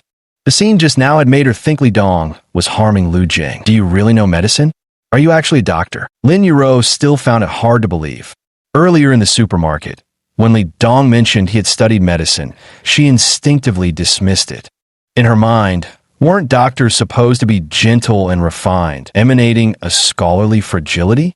Yet Li Dong was different. The way he snapped was terrifying, constantly breaking limbs at the slightest provocation. Since when did doctors possess such lethal combat skills? Well, the proof's right before your eyes. Li Dong rolled his eyes. Save your questions for later. Let me finish the acupuncture for Annie first. Lin Yuro fell silent and stood quietly by to watch. A moment later, Li Dong stopped twisting the golden needle, then abruptly pulled it out, the slender metal leaving Lu Jing's body in one swift motion. All right, Annie, how are you feeling now? Li Dong asked with a smile as he carefully put away the golden needles. Lu Jing opened her eyes and exhaled a long, slow breath. She stood up from the sofa, radiant with energy. It's incredible. I feel absolutely wonderful now, as if I've had the most restful sleep. I don't feel the slightest bit tired. Moreover, she no longer felt any pain on her face or chest. Her entire body was brimming with energy. It was simply unbelievable. Just moments ago, when she returned, she had felt utterly exhausted, with dull aches lingering on her chest and face. Yet now all those symptoms had vanished. Xiaodong, you're truly amazing. Thank you, Lu Jing said with a smile. Auntie, please don't mention it. It was nothing, Lin Yuro replied, looking equally astonished. Lu Jing had been suffering from insomnia recently and was well aware of her mental exhaustion. Now it seemed Li Dong's medical skills were truly remarkable. Then, might there be hope for her father's paralysis as well? At this thought, Lin Yuro fixed her burning gaze upon Li Dong. I've just used acupuncture to relieve your fatigue, along with restorative techniques to regulate your body's foundation, he said. Auntie, you'll certainly sleep well tonight. You've worked hard, she replied. I'll go prepare dinner now. You should chat with Yuro for a while. Lu Jing was in excellent spirits, happily taking the ingredients Lin Yuro had bought and disappearing into the kitchen. Lin Yuro looked at Li Dong, hesitating as if wanting to say something. I know what you want me to do, but shouldn't you at least let me have a warm meal first? Li Dong wore a helpless expression. Besides, I haven't even met your father yet and don't know his current symptoms. This matter can't be rushed. Having her thoughts seen through, Lin Yuro's cheeks flushed. Thank you, she said, feeling she should properly express her gratitude to Li Dong. He's helped her so much, and now he's even helping her mother recuperate. This is a huge favor indeed. Hey, why so polite? Li Dong waved his hand dismissively. After all, I'm living under the same roof with you now. I'm counting on Annie to cook me more delicious food in the future. Lin Yuro shot him a glare. How could he say something so shameless? Hey, that's my mom. You're just a tenant here. Why does it feel like you're treating this place as your own home? Auntie herself said, I shouldn't be formal and should treat this place as my own home. Li Dong wore an expression of pure happiness. I really do see Annie as my own mother. Shameless. Lin Yuro glared at him again, her pouting face looking utterly adorable. All right, enough bickering with you. Would you mind helping me tidy up my room? Li Dong looked at Lin Yuro with a beaming smile. Can't you do it yourself? Lin Yuro stared at him incredulously.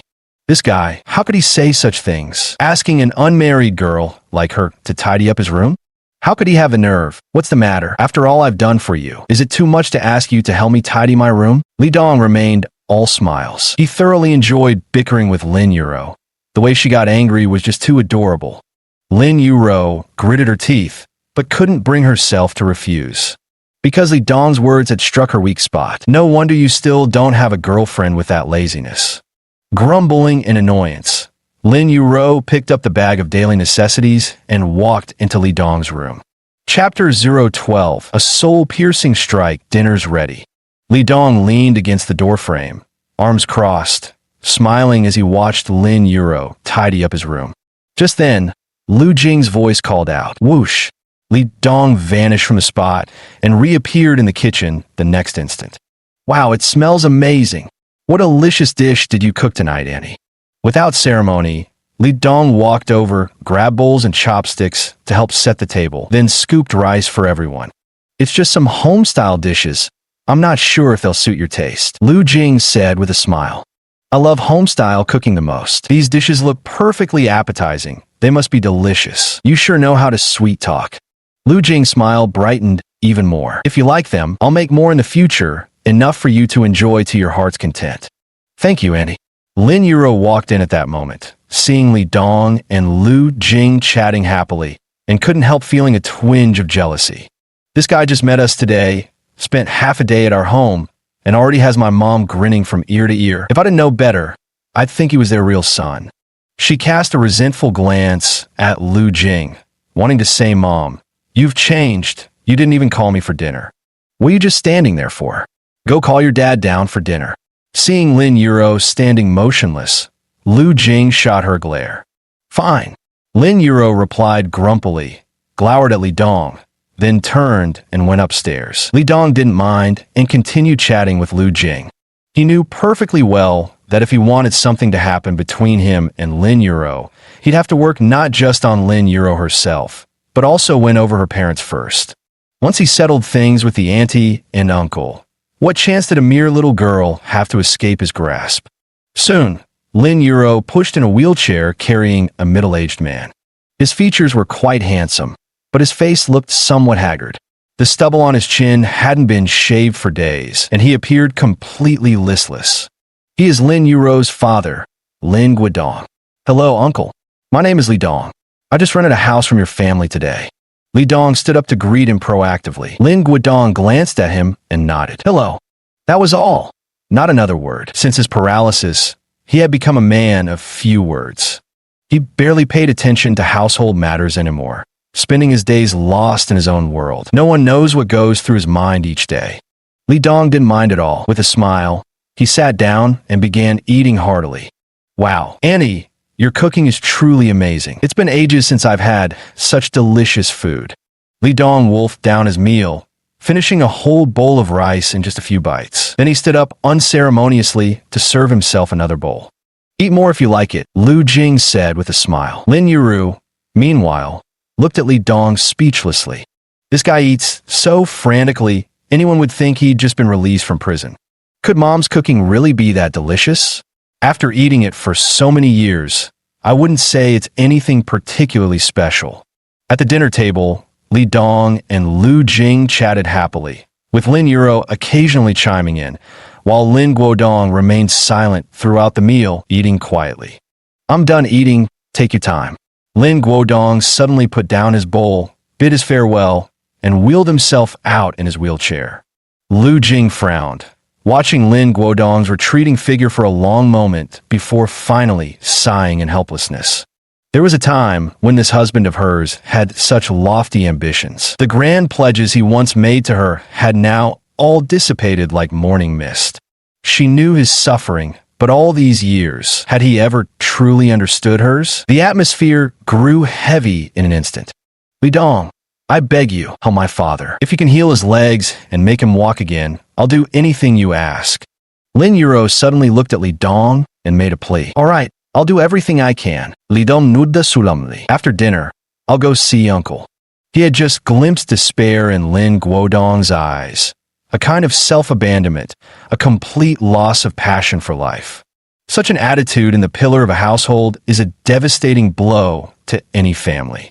Li Dong was determined to change all this. Shortly after finishing his meal, he went straight to Lin Guodong's study. Knock, knock. He rapped on the door. Come in, came Lin Guodong's weathered voice from inside. Li Dong pushed the door open and entered, finding Lin Guodong seated by the study window, gazing absent-mindedly outside. Hello, uncle. Li Dong greeted him. Then, without ceremony, he took a seat in one of the chairs. Lin Guodong frowned when he saw Li Dong enter. What are you doing here? Nowadays, he disliked interacting with outsiders. I just want to talk with you, uncle, Li Dong said with a smile. I'm tired and want to be alone. Please leave. Lin Guodong wasted no time in showing him the door. Li Dong didn't leave, but his gaze suddenly turned ice cold.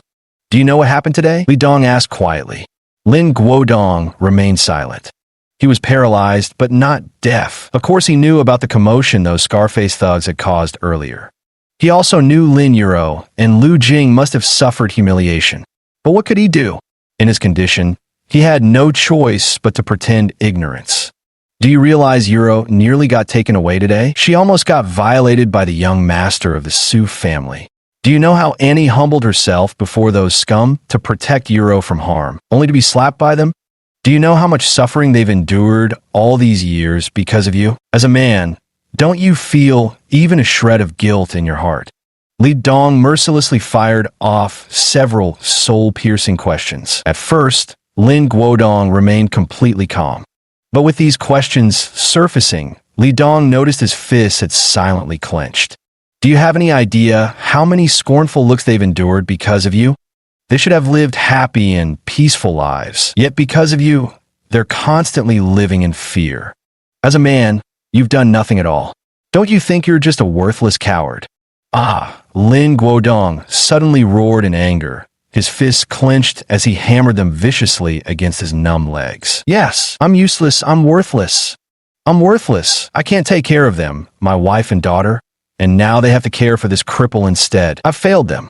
His eyes reddened, tears streaming down his face. Chapter 013, I can make you stand again. Chapter 013, I can make you stand again. Every one of these questions Li Dong asked. How could he not have known them himself? Has his heart not been tormented every single moment? But what can he do? He can only hate his own uselessness, hate his own worthlessness. Why must heaven treat him this way? How utterly unfair. Sometimes he wonders, if only heaven would grant him a chance to stand back up, everything would change. But this is just wishful thinking. Li Dong merely watched coldly. Of course, he was doing it on purpose. He needed to jolt Lin Guodong hard enough to reignite his hope for life. Only then, after helping him stand back up, could this man become the pillar of their family once more. Just as Li Dong prepared to deliver an even harsher remark to provoke Lin Guodong further. Click! The door suddenly swung open. Lin Yuro rushed in. Dad. The cry was laden with tender anguish. She had been right outside the door moments ago and overheard every word of Li Dong's conversation with him clearly. Seeing Lin Guodong, so consumed by guilt and self-blame, Lin Yurong felt her heartache for him. Daughter, it's all because your father is useless. I'm just trash who couldn't protect you two, letting mother and daughter suffer all these years. Lin Guodong wore an expression of utter self-reproach as he continued pounding his own thighs with clenched fists. The pent-up emotions accumulated over the years finally erupted completely in this moment. Dad, please don't be like this. Mom and I have never blamed you.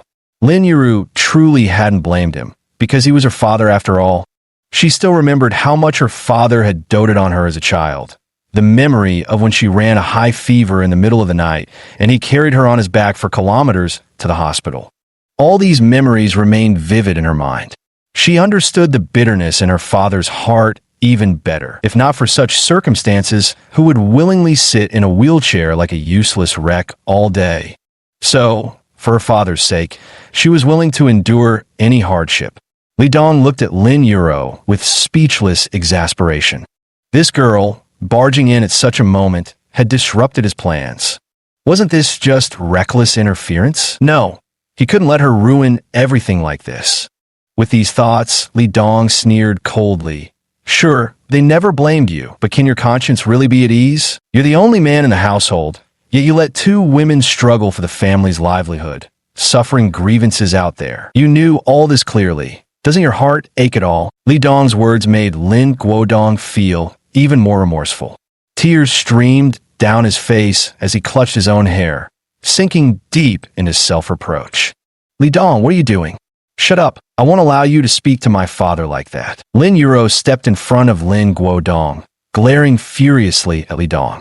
This guy, not only did he fail to comfort father, but he also said such things that hurt him. How despicable. Li Dong ignored Lin Yuro and continued his soul attack. Annie was such a beautiful woman, but now? Haven't you noticed her white hair? She wears herself out working every day just to make ends meet and still has to come home to wait on a worthless piece of trash like you. To keep this family afloat, Aside from basic necessities, she never dare buy any cosmetics or even a single decent piece of jewelry. In Yuro, she could have lived a happy, stable life. But look at her now, risking danger outside, all because of you. You're the man of the family, yet you let two women suffer like this, worn down by life, gossiped about by outsiders. Have you ever even thought about changing things? Of course I have, Lin Guodong suddenly roared. But in my condition, what can I possibly change? Li Dong sneered. Your condition? You just can't walk. Your hands still work, you can still speak, you haven't lost your mind. What's stopping you from changing? Life is forged through necessity. If you don't even dare to try, how can you have the face to say such things? Li Dong finally played his trump card. Uncle, Annie has been married to you for so many years. Do you really want her to lose for the rest of her life? These words struck Lin Guodong's heart like a thunderbolt. His body shuddered, and he stood frozen. Indeed, Lu Jing had been married to him for so many years, yet he had never given her a good life. Back then, she had chosen to follow him without hesitation. Was he really going to let her lose for a lifetime? No, I can't let her lose forever. I want her to have a stable, happy life. As he spoke, his expression crumpled again. He pounded his legs violently, howling at the heavens. God, why are you doing this to me? Just let me stand, and I can change everything. Lin Yuru was already sobbing uncontrollably. Suddenly, as if struck by a thought, she snapped her gaze toward Li Dong. Then Li Dong abruptly spoke up. What's so difficult about that? If you're willing, I might just be able to make you stand again. Wait, what? What did you say? Lin Guodong froze. Had he heard correctly? This young man claimed he could make him walk again? Young man, there's no need to comfort me. Over all these years, I visited nearly every renowned doctor across Donghai City, even throughout Tianqing Province, but none of them could offer a solution. If there were any other way, why would he be so dispirited? Moreover, Li Dong appeared far too young, nothing like a skilled medical expert. What capability could he possibly possess to restore his ability to stand? Whether there's a way or not, wouldn't you know if you let me try? Li Dong smiled slightly. But the condition is, you must fully cooperate. So I ask you now, are you willing to attempt it? Willing? Of course I'm willing. Lin Guodong nodded fervently, his excitement palpable. If you can make me stand again, I'll do anything you ask. For him, as long as he was no longer a useless person, he could completely change all of this. He could once again support this family. This was the greatest desire in his heart. I don't need you to do anything. I just hope you remember what you said earlier. If I can make you stand again, I want you to truly shoulder the responsibility for this family once more and never let that mother and daughter suffer again. Li Dong said calmly as he took out the golden needle and began sterilizing it. You don't have to tell me. I do it anyway, Lin Guodong said with solemn determination. Yuro, please step out for now. Li Dong turned his gaze to Lin Yuro. For regular acupuncture sessions, having her observe wouldn't normally be an issue. But what Li Dong was about to undertake required absolute concentration. The slightest distraction could be disastrous. Lin Yuro's presence would inevitably divert his attention. I'll leave it to you then. Lin Yuro took a deep breath and exited the room with apprehensive steps. After confirming Lin Yuro had left, Li Dong murmured quietly, All right then, let's begin now. Before Li Dong could speak, Lin Guodong voluntarily pulled his pants up above his knees. He gazed at Li Dong with hopeful eyes. Li Dong's expression turned solemn. Holding the golden needle, he took a deep breath. Buzz. Suddenly, the golden needle in his hand began to violently tremble, emitting a continuous humming sound. At the same time, Li Dong moved. The golden needle in his hand flashed like lightning as it pierced into a specific acupuncture point on Lin Guodong's knee. Chapter 014, New Hope. As Lin Yuru descended the stairs, Lu Jing was clearing away the dishes. What's going on up there? Why is it so loud? Sounds like people arguing. Seeing Lin Yuru come downstairs, Lu Jing stopped and asked with some concern, Mom, is everything okay? It's fine, Mom, Lin Yuru replied.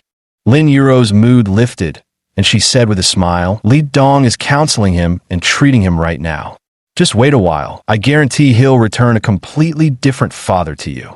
She had naturally already understood Li Dong's good intentions. If Xiaodong really cures your father's leg, then he truly will be our family's great benefactor. Lu Jing's face blossomed into a smile, brimming with anticipation. Suddenly a thought seemed to strike her, and she fixed Lin Yuro with a burning gaze. What do you think of Xiao Dong as a person? Lin Yuro instantly flushed crimson. Of course, she knew what her mother was hinting at. Upon reflection, she suddenly realized that fellow wasn't just handsome and wealthy. He was also a doctor with formidable combat skills, radiating an undeniable sense of security. Couldn't find anything to nitpick about him at all. He seems really nice, Lin Yuro murmured. Really? I think he's wonderful too. Lu Jing suddenly perked up, grabbing Lin Yuru's hand. You're not getting any younger now. It's about time you started thinking about settling down. Don't let such a great guy slip through your fingers. As she spoke, Lu Jing was already daydreaming about their wedding, imagining holding their future child in her arms. That kind of life, just the thought of it filled her with anticipation. Lin Yuru's face flushed even redder.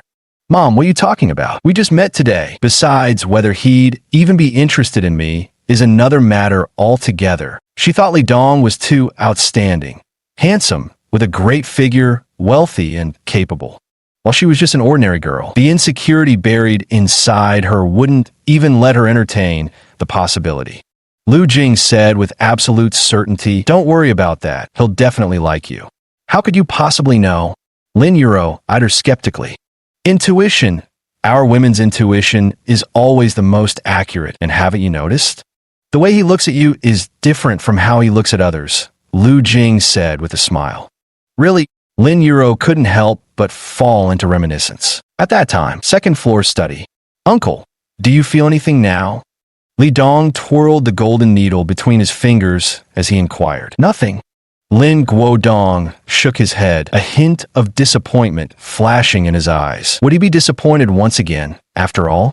He had been let down many times before. Even though he was mentally prepared, the sense of loss still weighed heavily on him. Li Dong's expression remained calm. He merely nodded in acknowledgement before increasing the speed of his needle twirling. At the same time, the golden needle was buzzing incessantly, looking extremely peculiar. There it is, I can feel something. Suddenly, a look of excitement appeared on Lin Guodong's face. I feel a slight pain in my leg. Of course, he was thrilled. Since becoming paralyzed, this was the first time he had felt any sensation in his legs. Li Dong smiled. This was exactly what he had expected. Moments ago, he had employed the Tai Divine Needle technique once more, finally eliciting a response from Lin Guodong's legs. This means Lin Guodong's legs have a chance to be cured. This miraculous acupuncture technique has never let Li Dong down before. With a smile, he said, "Uncle, don't get too excited. This is good news. It proves the nerves in your legs haven't completely died yet. There's hope for recovery." Can they really be cured? Lin Guodong was still visibly overwhelmed with emotion. At this moment, he truly saw a glimmer of hope. If everything goes smoothly, it should be possible, though it will take some time, Li Dong replied with a smile. It's all right, no matter how much time it takes, as long as I can stand up again. Having waited all these years, what's a little more time? Next, Li Dong focused all his attention on assisting Lin Guodong with the treatment. Gradually, over an hour passed. Beads of sweat began forming on Li Dong's forehead as he started showing signs of exhaustion. This kind of treatment was tremendously taxing on the mind. Even someone as formidable as Li Dong was finding it hard to endure. Fortunately, this treatment session finally concluded. As Li Dong removed the gold needles, he noticed Lin Guodong had actually fallen asleep leaning against his wheelchair. Not wanting to disturb him, Li Dong tiptoed out of the room and gently closed the door behind him. Lin Yuro had somehow returned upstairs and was standing outside the door with Lu Jing.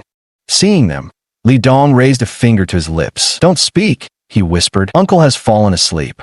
The two understood each other's meaning. Once the three of them went downstairs, Lin Yuro couldn't wait to ask, "How did it go?" Lu Jing also watched Li Dong eagerly, awaiting his answer. "Don't worry, I'm confident I can cure Uncle's legs. It'll just take some time," Li Dong replied with a smile. At his words, Lu Jing and Lin Yuro were instantly overjoyed, hugging each other without thinking. Tears of excitement welled up in both their eyes, spilling over. How many years had they waited for this moment? They had been disappointed many times before, and this time they had similarly prepared themselves mentally. Yet, hearing Li Dong's reply unexpectedly kindled a flicker of hope. How could they not be overjoyed? Li Dong's words had ushered in a new dawn of hope to their world.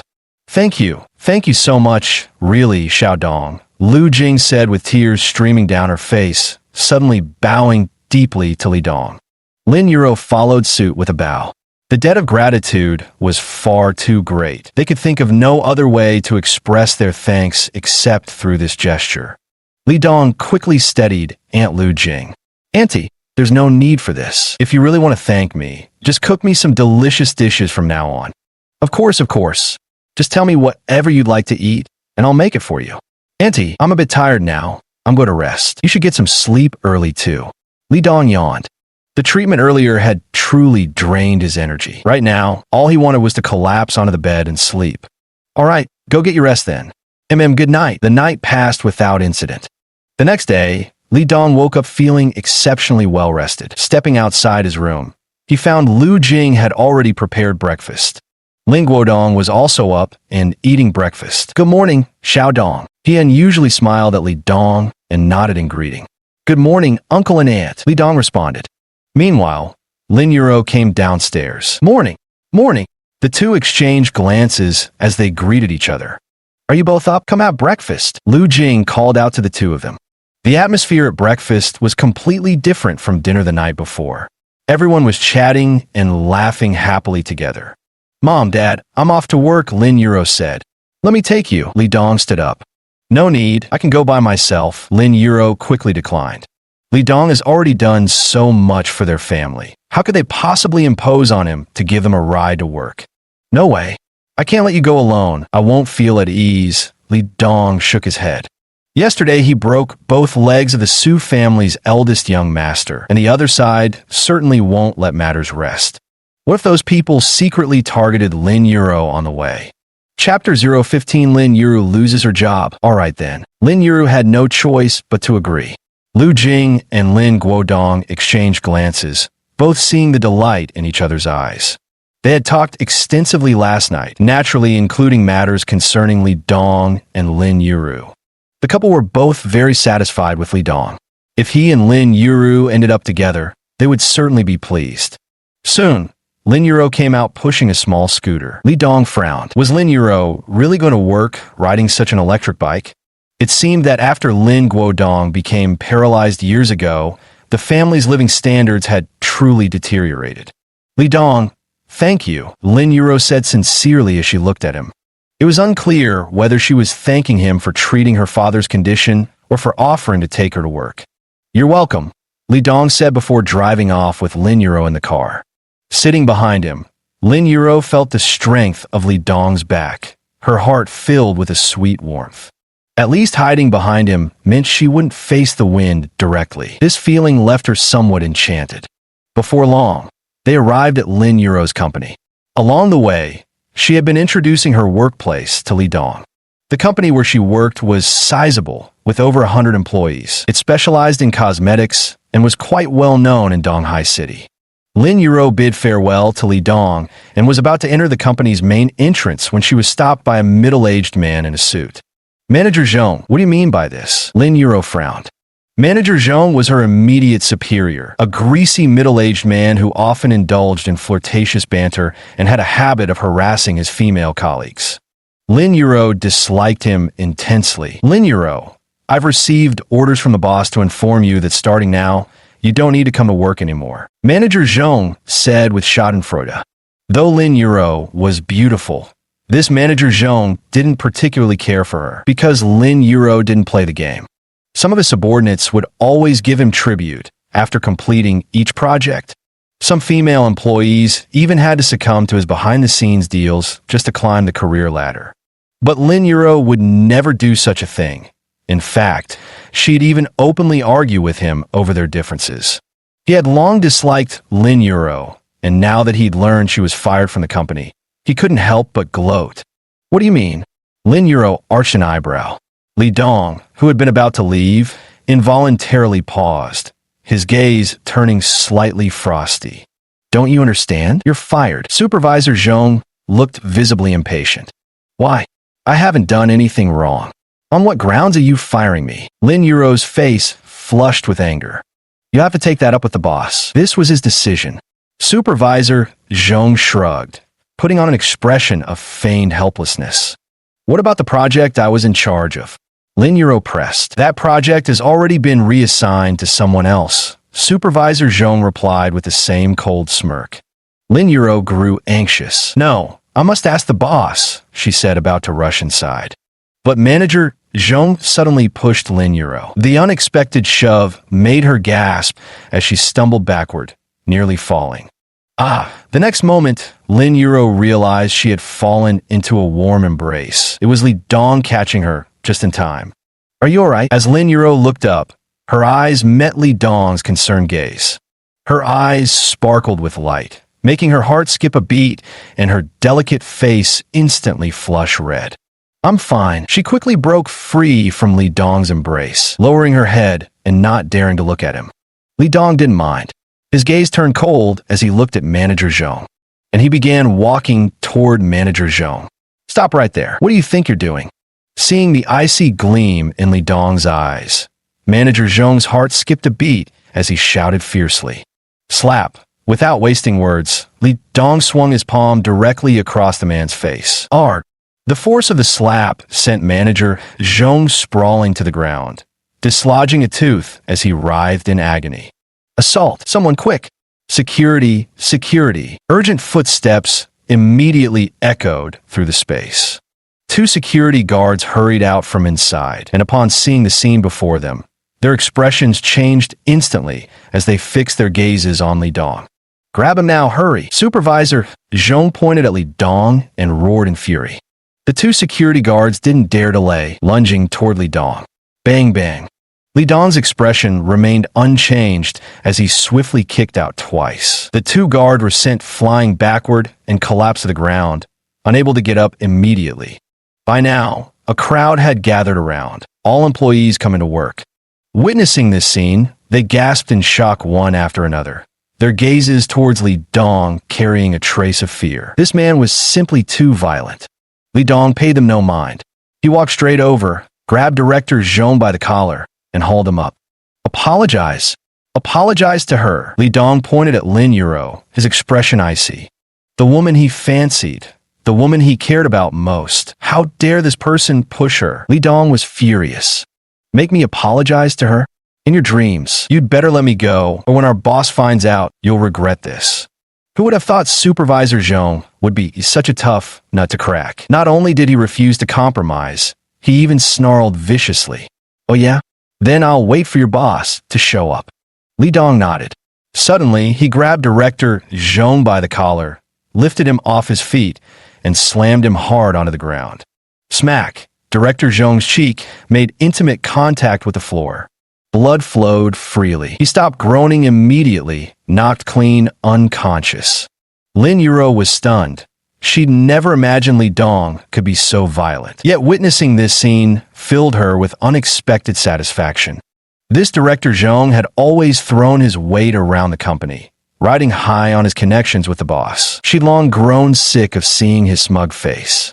Many surrounding employees were also watching, itching to clap in approval. Go call your boss out here. Li Dong clapped his hands lightly as he said calmly. As soon as he finished speaking, an employee immediately ran inside to summon their boss. It didn't take long before a middle-aged man in a suit walked out, followed by a sweet-faced secretary. What's going on here? He frowned a moment. He stepped out and saw the scene before him. A security guard hastily explained what had happened. After hearing the account, the boss gave Li Dong a very displeased look. You beat up my people. He dares to lay a hand on Lin Yuro, and this is the price he pays. Li Dong's face remained calm. Are you the owner of this company? My name is Wang Lin. This company is indeed mine. Who are you? Wang Lin stared straight at Li Dong as he asked. You're not worthy of knowing my name yet. Li Dong said coldly. I called you out to ask you, what exactly did Lin Yuro do wrong that warranted firing her? Chapter 016. We came to apologize. Chapter 016. We came to apologize. Wang Lin was taken aback. His gaze turned icy as well. I'm the owner of this company. I don't need a reason to fire someone. He glared at Li Dong and sneered. Are you satisfied with that answer? Li Dong nodded without another word, immediately taking Lin Yuro's hand and turning to leave. Stop right there. You said you could leave. Wang Lin suddenly barked. What? Li Dong halted. You assaulted my employee, but I won't make a big deal out of it. Apologize publicly in front of all these people and cover the medical expenses, and we'll consider this matter settled. Make me apologize? Li Dong's lips slowly curved into a smirk. I can do that, but you'll have to kneel to hear it. The moment these words were spoken, the crowd collectively gasped. Arrogant. These words were dripping with sheer arrogance. Many sneered in disdain, looking at Li Dong as if he were a complete fool. Who do you think you are? If you're so damn awesome, why don't you just fly up to heaven? Wang Lin's eyes narrowed slightly. Li Dong's words suggested he was either a reckless fool or someone with considerable backing. For a moment, Wang Lin couldn't quite figure out Li Dong's background, his face alternating between dark scowls. I hope you won't regret this decision to fire her. Li Dong gave him a cool glance, dropped those final words, then simply took Lin Yuro's hand and walked away. Leaving the company, Lin Yuro was in a terrible mood and remained silent the whole way. It's just losing a job. Just find another one if it's gone. Lin Yuro stayed silent, her eyes filled with unwillingness. This job had been very important to her. Her income had been the most crucial support for her family. Now, without the job, their household expenses would become unbearably tight. What frustrated her the most was still that company project. It was an extremely large undertaking, crucial for the company's development. She had spent over a year working tirelessly on this project, and just as it was about to reach the signing stage, at the most critical moment, she was fired. It was like nurturing a tree with painstaking effort only to have the ripe fruit plucked by someone else. Don't worry, they'll soon regret this. Who knows? They might even come knocking at your door begging you to return. Li Dong said with a laugh. Lin Yuro shot him an annoyed glance, paying no heed to his words. Upon returning home, Lu Jing asked with a surprised look, Why are you back? Mom, I got fired. Lin Yuro cried sadly as she threw herself into Lu Jing's arms. Lu Jing froze for a moment and hastily asked, What happened? What's going on? How could you get fired out of the blue? I don't know either. Lin Yuro's eyes began to redden as she grew increasingly aggrieved the more she thought about it. Seeing Lin Yuro's sorrowful expression, Li Dong's eyes turned cold. He strode outside, took out his phone, and dialed a number. At the Su family residence. Master, we've investigated everything clearly. Old Kai hurried in from outside and spoke to Su Jiangwo. Su Jiangwo's gaze sharpened. Speak. The other party had crippled his son, leaving him choking on this grievance all night, unable to sleep a wink. He didn't even visit his favorite 17th concubine, for whom he usually doted on the most. With the Su family's connections, investigating someone only took a single night. That was all the time they needed. I've already had someone investigate. The man who injured the young master is named Li Dong. He's just returned from abroad and isn't affiliated with any faction in Donghai City. Old Kai quickly added, and I've inquired with some families in Tianqing province. They all said they've never heard of such a person. Could he have returned from abroad? Su Jiangwo sneered coldly and said angrily, So what? Does he think going abroad makes him somebody? Damn it, how dare he hurt my son? I'll wipe out his entire family. Go, take some in to break both his legs, then bring him to me. Since the other party doesn't belong to any faction, he has nothing to worry about. Although the opponent is a trained fighter, so what? Xiao Lu might not be his match, but if Old Kai steps in, that's a different story. Because Xiao Lu is Old Kai's disciple, with Old Kai handling it, the matter is as good as settled. He wants to make the person who injured his son regret ever being born into this world. Yes, master, I'll go right now. Old Kai nodded and walked straight out. Knock, knock, knock. Li Dong sat on the sofa, bored as he watched TV. Lin Yuro and Lu Jing, mother and daughter, were whispering some private conversation while Lin Guodong was reading the newspaper. Suddenly, a knock at the door shattered the quiet. Li Dong stood up calmly and was the first to walk over and open the door. As soon as the door opened, two men stood outside. One was a middle-aged man around 50, while the other was a younger man carrying several gift bags. Both were dressed formally in suits and leather shoes. Who are you looking for? Li Dong asked. Is Mrs. Lu Jing available? The middle-aged man smiled warmly as he inquired, "Auntie, someone's here to see you." Li Dong stepped aside and called out toward the interior. At the same time, he turned around and returned to the living room, casually sitting back down on the sofa as if it were the most natural thing in the world. Anyone unaware might have mistaken this place for his own home. Lu Jing was visibly surprised. Looking for her, she stood up, puzzled as she saw the two strangers. She didn't recognize either of them. "And you are?" The middle-aged man quickly stepped forward with enthusiastic courtesy. "You must be Ms. Lu Jing?" Hello. Allow me to introduce myself. Chiu Hongtu, president of Oriental Bank's Donghai City branch. As the words fell, everyone present except Li Dong, especially Lin Yuru and her family of three, had their expressions changed drastically. The branch manager of Eastern Bank in Donghai City? These were figures they had only heard about in passing. And now, someone of such stature had actually come to their home. How could they not be astonished? How could they not be shocked? "Ah, what brings you here to see me?" Lu Jing hastily asked. She had suffered grievances at Eastern Bank, but Li Dong had already helped her restore her dignity, so she didn't dwell on the matter anymore. She thought the affair was over, but unexpectedly, even the bank president came knocking. Could he be here to settle accounts?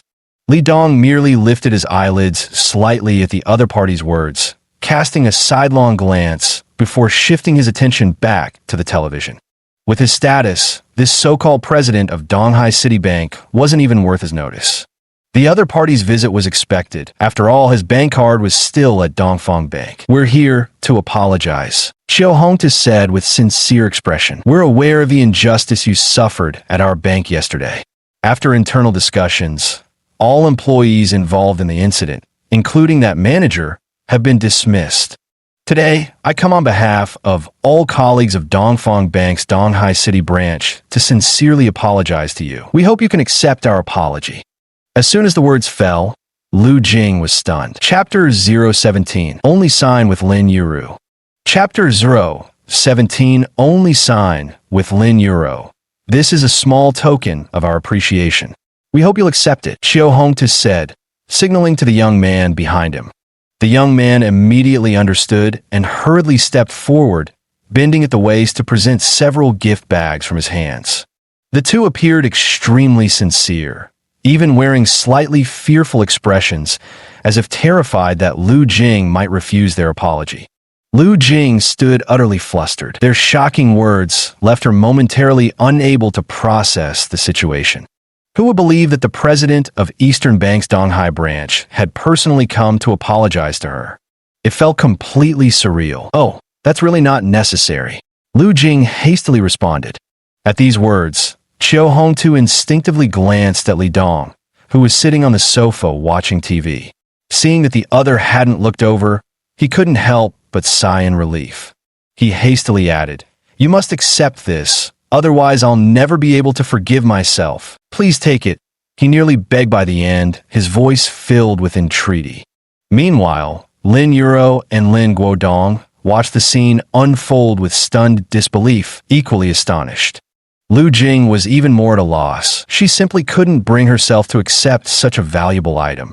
But seeing Chiu Hongtu's expression, she found herself unable to voice her refusal. At that moment, Li Dong spoke calmly. "Auntie, since they've come with such sincere apology, why don't you just accept it?"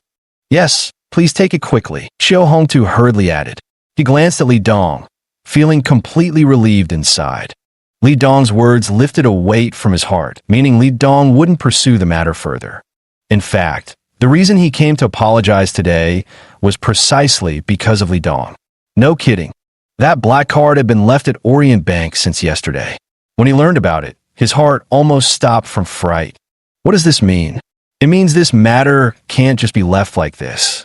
So he immediately ordered the dismissal of that manager and used his connections to investigate the owner of the black card numbered 001. Given his status, he could still uncover some information.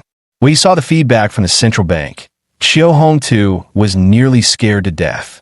The owner of that card turned out to be none other than the renowned Eastern war god, a figure even the president of the central bank had to treat with utmost reverence. Chiu Hongtu was a clever man. Understanding the full context of the incident, he wisely chose to personally visit Lu Jing to offer his sincere apologies. Because he knew very well that the only way to make Li Dong let go of this matter was to curry favor with Lu Jing. To this end, he even stooped to lowering himself. As it turned out, this approach was the right one. Upon hearing Li Dong's words, Lu Jing still hesitated for a moment before reaching out to accept the gift boxes. Well, then I'll take them. Thank you, truly thank you. Xiao Hongtu hurriedly replied. Then suddenly remembering something, he pulled out a bank card from his pocket and offered it to her. Here's another card with 5 million inside. You must accept this too. 5 million?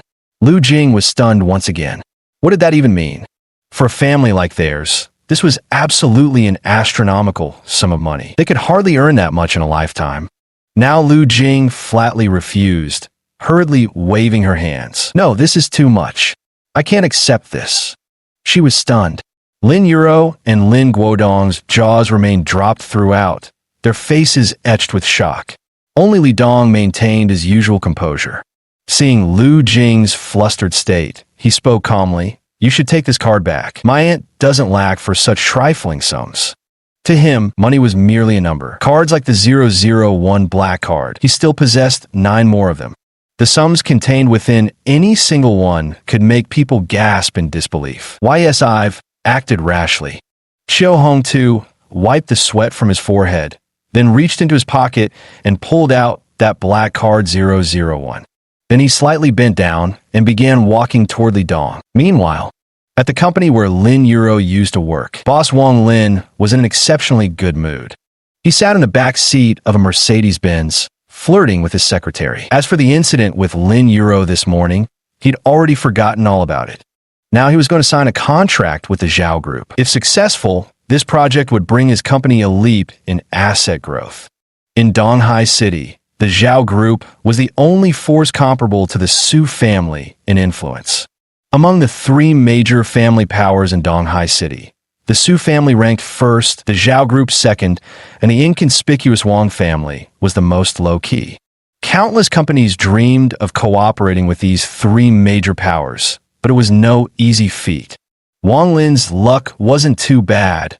A major project from his company had caught the attention of the Zhao Group. After over a year of negotiations, the signing was finally about to take place. Originally, this project had been handled by Lin Yuro, but now that she had been fired, he felt the need to go in person. Soon, the car pulled up at the entrance of Zhao Group. He walked inside with his secretary. Hello, I'm the general manager of Wang Group, here to sign the contract with Mr. Zhao. Wang Lin glanced at the reception desk of the Lin Corporation, flashing what he believed to be his most handsome smile.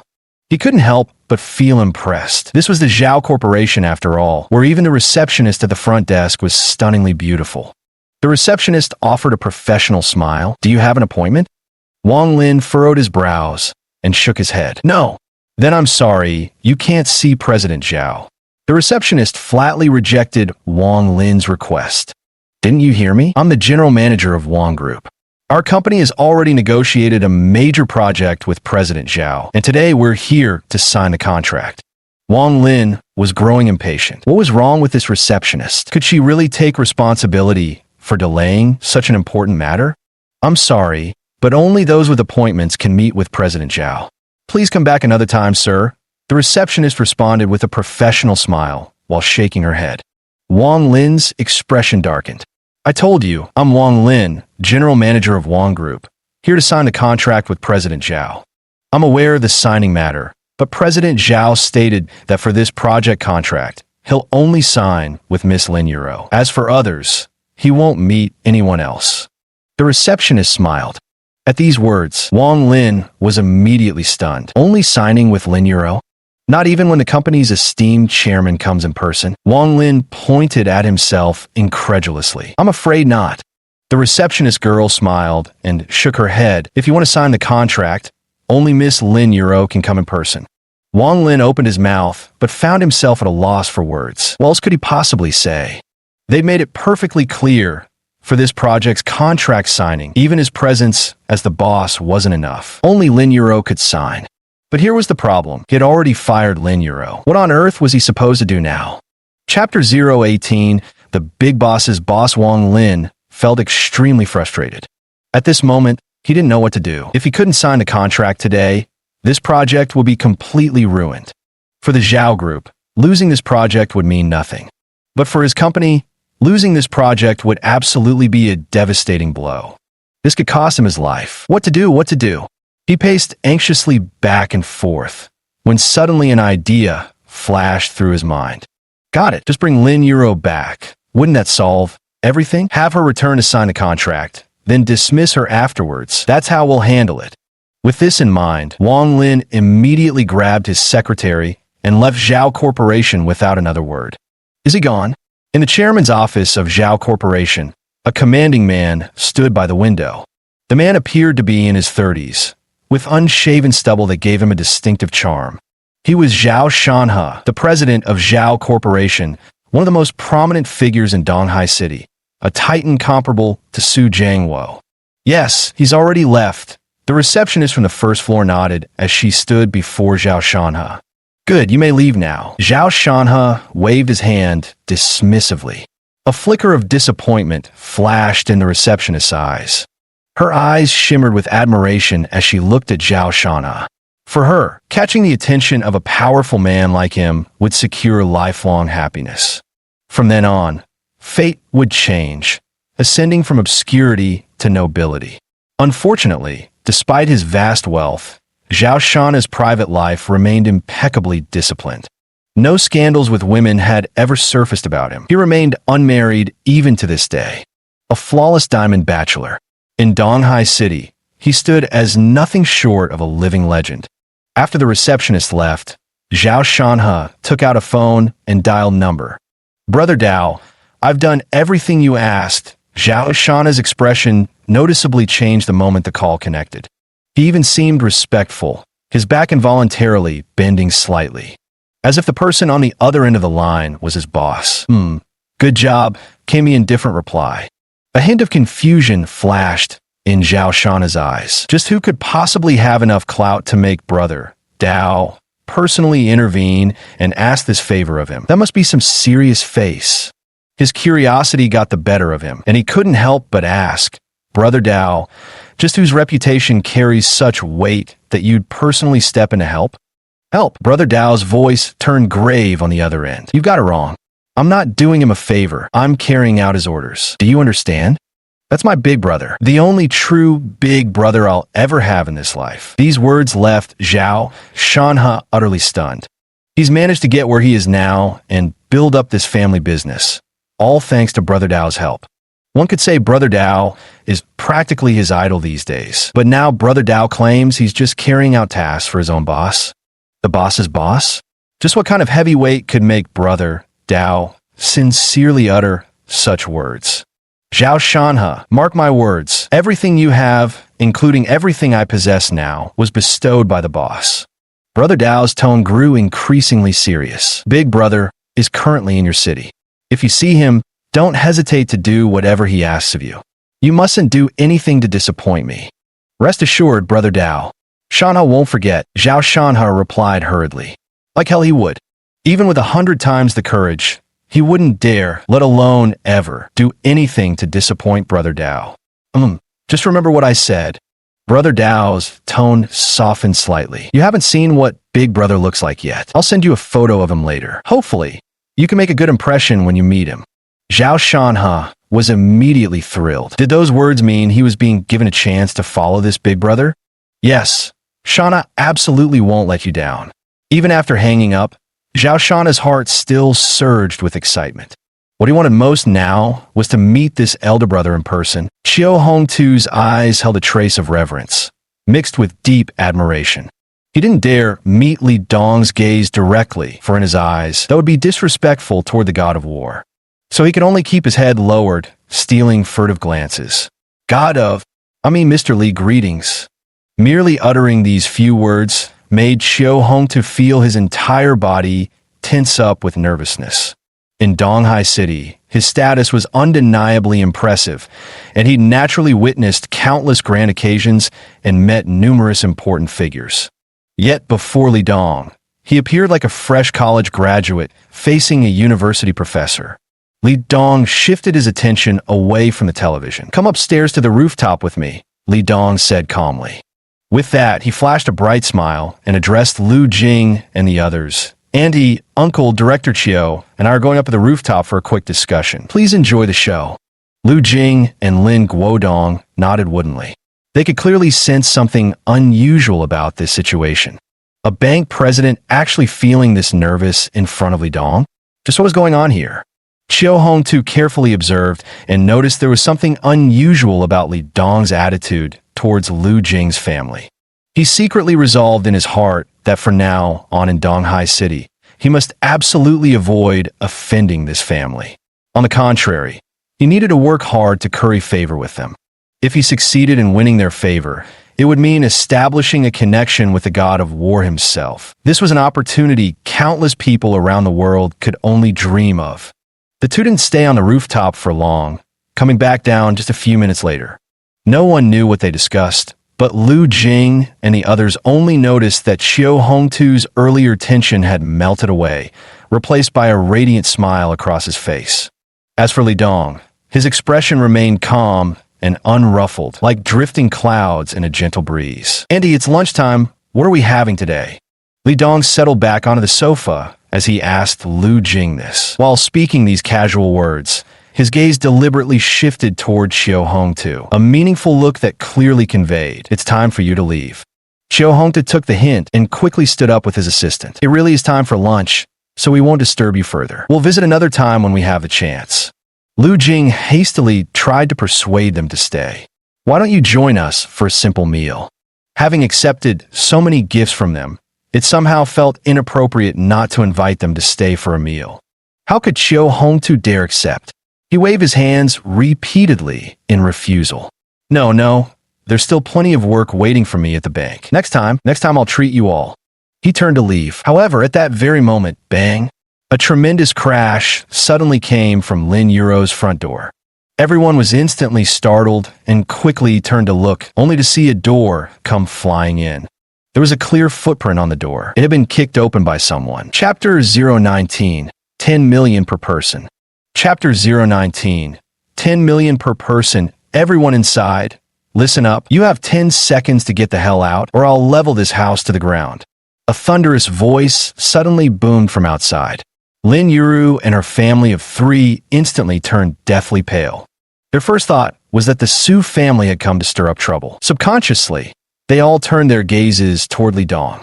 At some unknown point, Lin Yuru and her family of 3 had developed an inexplicable faith in Li Dong. As long as he was present, they felt safe. Meanwhile, Li Dong slightly furrowed his brows. A cold glint flashed through his eyes. These fools who couldn't read the situation, coming to cause trouble now? Couldn't they tell it was lunchtime? "Don't worry, I've got this," Li Dong said as he rose from the sofa and strode toward the door. Lin Yuru and the others hurried to catch up. Behind them, Chiu Hongtu stood frozen in stunned silence. A strange expression crossed his face. Just who was so blind as to dare provoke the war god? Does the god of longevity hang himself because he fancies a longer life? Soon, everyone stepped outside. There stood an old man dressed in white with his hands clasped behind his back, followed by 4 others. Li Dong glanced over, his gaze settling on one individual, a young man with white hair. This was someone he'd encountered before. It was none other than Old Six, the provocateur who'd followed Su Ping to stir trouble yesterday. After a day's rest, his injuries appeared nearly healed. Without question, these were all Su family men. "Master, that's him." Old Six hastily pointed at Li Dong when he spotted him, addressing the white-robed elder. This elder in white was none other than Old Kai. He sized up Li Dong and said coldly, "So it's you who broke Su Ping's legs and injured my disciple?" "It was me." "What about it? Got a problem?" Li Dong replied indifferently. He merely glanced at the old man before looking away. He didn't even want to spare him another look. What was there to see in an old wreck anyway? He'd rather spend time gazing at Lin Yuro. "Kid, you've got quite the attitude." Old Kai narrowed his eyes. "Enough talk. Let's fight if we're fighting. I've got lunch to get to afterward." "Fine," Li Dong said impatiently. "I hope your fists are as tough as your mouth since you claim to be senior. I'll let you have 3 moves first." Old Kai wore an arrogant expression, clearly not considering Li Dong a threat. Sure, Li Dong had defeated his disciple. So what? After all these years dominating Donghai City, no one had ever lasted more than 3 moves against him. Hearing this, Chiu Hongtu's expression turned strange. He looked at old Kai as if the man were a fool. No one in the world would dare let the god of war strike 3 times first. Is this old man from the Su family out of his damn mind? You sure about this? Li Dong smiled faintly. Of course. All right, here I come. Take this punch. With that, Li Dong made his move. He slightly bent his knees before suddenly darting forward at an unthinkable speed. In the blink of an eye, he was right in front of Old Kai, throwing a straightforward, devastating punch. Old Kai's expression instantly changed. He never expected Li Dong's speed to be this fast. Even more unforeseen was that with just 1 punch from Li Dong, he felt as though an entire mountain was crashing down upon him. With no time to think, let alone dodge, Old Kai hastily crossed his arms in front of his chest to block. Bang! A deafening impact rang out. Crack! Everyone watched as Old Kai was sent flying backward, landing hard on the ground 5 or 6 meters away. His hands twisted at unnatural angles, actually broken by Li Dong's single punch. Blood gushed from Old Kai's nose and mouth as he lay crumpled, utterly unable to rise. His eyes brimmed with sheer terror, utterly stunned that a single blow had knocked him flat. Old Lu and the others stood dumbstruck. Was it over just like that? This wasn't how things were supposed to go. It should have been Master who knocked the opponent down with a single move. How did the outcome turn out the opposite? Is that all? Li Dong curled his lips in mockery. Having traveled the world for so many years, it wasn't bragging. Until now, he had never encountered an opponent who could push him to unleash his full strength. How is this possible? Old Kai's eyes were lifeless, utterly crushed. 1 punch, just 1 punch. He couldn't even withstand a single punch from the opponent. What kind of power was this? It was terrifying. How could there be such a formidable figure in Donghai City, and so young at that? You've got skills. Today's your win, but this isn't over. Old Kai finally struggled to his feet. After uttering those words, he prepared to leave with Lao Lu and the others. This matter was far too serious. He needed to report it to the family head immediately. But Li Dong sneered coldly. Did I say you could leave? What do you want? You wouldn't dare kill us, would you? Old Kai's eyes turned frosty. Not to that extent. I'm a law-abiding citizen. How could I possibly do such a thing? Li Dong spread his hands. But you came here to stir up trouble, and you won't be leaving so easily. Then what do you want? I heard the Su family is the wealthiest noble clan in Donghai City. That must mean they're loaded. Here's what you'll do. Call home and have the Su family head send money to buy your freedom. Li Dong raised a single finger, grinning as he delivered his terms. 5 of you means 5 million. 1 million per head. Not a cent less. No money, no going home. Finally, his gaze turned icy, his body radiating a murderous aura so palpable it seemed to physically envelop Old Kai and his men. Shrouded by this killing intent, Lao Kai and the others felt as if an invisible hand had clenched their throats, terror flooding their hearts with primal dread. Did you hear that clearly? Lao Kai's throat moved, but he didn't dare utter any tough words anymore. He gave Lao Lu a glance, signaling him to do as Li Dong said. Lao Lu hastily took out his phone, dialed the number, and placed it by Lao Kai's ear before stepping aside to make the call. At this moment, Li Dong suddenly looked towards Chiu Hongtu behind him and beckoned him over. Seeing this, Chiu Hongtu quickly stepped forward. Mr. Li. Family businesses like the Su family, who routinely throw their weight around, are nothing but harmful to Donghai City and its citizens, in my opinion. Li Dong looked meaningfully at Chiu Hongtu and said, if your bank has loans outstanding to this family, I'd advise you to recall them quickly. Otherwise, I'm afraid you'll lose every last penny. Chiu Hongtu froze, his face turning pale. If an ordinary person had said this, he wouldn't have paid it any mind. But coming from Li Dong's mouth, he had to take it seriously. He knew all too well how terrifying Li Dong's power was.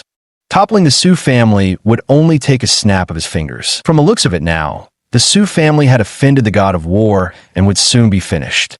At this thought, Chiu Hongtu quickly nodded. Thank you for your guidance, Mr. Li. I understand what needs to be done now. He knew the Su family was doomed. Chapter 020. Donate it all. Chapter 020. Donate it all soon. Old Kai finished making the phone call. He walked over and stared fixedly at Li Dong. The Su family has agreed to your terms. The money will be delivered immediately.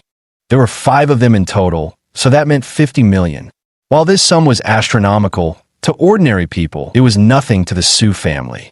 In comparison, Old Kai's personal value far exceeded 50 million. Su Jiangwo had no reason to refuse. As for the money now being given to Li Dong, he wasn't the least bit worried, because he was confident that with the Su family's influence, once they dealt with this guy eventually, they could completely recover the money. As long as the money arrives, everything's negotiable, Li Dong nodded. Not long after, about 10 minutes later, a car arrived and came to a stop. A man strode down and approached Old Kai. Without a word, he directly took out a check from his pocket and handed it to Old Kai. Here's the money. Can we leave now? Old Kai passed the check to Li Dong, his voice solemn. His hand trembled slightly. After all, this was 50 million. Get lost. Li Dong flicked the check with a smirk and said, feel free to come again next time. Lao Kai's lips twitched, but he didn't dare utter any threats. He slunk away with Lao Lu and the others in tow. Lin Yuruo and the others nearby were dumbfounded. 50 million, just like that? The money came so fast, so effortlessly. What do you think we should do with this cash? Li Dong looked at Lin Yuruo and the others while stroking his chin. He wasn't short of money. A mere 50 million couldn't even catch his eye. This is what you've earned yourself. How do you want to handle it? Lin Yuruo asked. I don't need this small amount of money. And moreover, this fortune was ill-gotten. I want to donate all of it. Lin Yuruo nodded in agreement. Then, after a moment's thought, suggested, in that case, why not donate it to an orphanage to help some children without families? $50 million was undoubtedly a huge temptation for her, but she also felt that such money didn't rightfully belong to her. Lu Jing and Lin Guodong nodded in agreement, sharing Lin Yuruo's sentiment. I think this is a great suggestion, they said. However, Li Dong shook his head. No, if we donate it to the welfare home, more than 90% might get skimmed off by corrupt individuals inside, rendering the donation meaningless. Then why don't you keep it for yourself? Lin Yuruo pouted, feeling that this guy was being far too dismissive. Li Dong's gaze fell upon Chiu Hongtu beside him, and an idea took shape in his mind. There's something I need your help with, said Li Dong. Please go ahead, Mr. Li. Chiu Hongtu responded eagerly, his face lighting up with joy. To be able to serve the war god, what fortune earned through several lifetimes of virtue. Countless people longed for such an opportunity, and now it lay right before him. Take this sum of money and deliver it to the senior officials in Donghai. Have them use it to build bridges and repair roads, Li Dong said impassively. Compared to other uses, using it for constructing bridges and roads is the best choice, because this is a project that benefits generations to come and everyone can profit from it. He wasn't worried that Chiu Hongtu wouldn't handle the task properly, because he knew Chiu Hongtu didn't have the nerve to disobey. I guarantee the task will be completed. Chiu Hongtu hurriedly agreed, overjoyed. Though it was phrased as helping, in reality, it would benefit him as well. After all, no matter how you put it, this was 50 million. If he handed it over to the higher-ups for bridge and road construction, it would count as a favor owed to him. Soon after, Chiu Hongtu and the others also left. Auntie, uncle, let's go back for lunch, Li Dong said cheerfully. These little episodes couldn't affect his mood in the slightest. What he cared more about right now was what they'd be having for lunch soon. Hearing his words, Lu Jing and Lin Guodong finally snapped out of it, yet still appeared somewhat dazed. 50 million yuan, just casually tossed out for building bridges and repairing roads? Such boldness was truly unmatched. After lunch, Li Dong collapsed back onto the sofa, squinting his eyes and not wanting to move a muscle.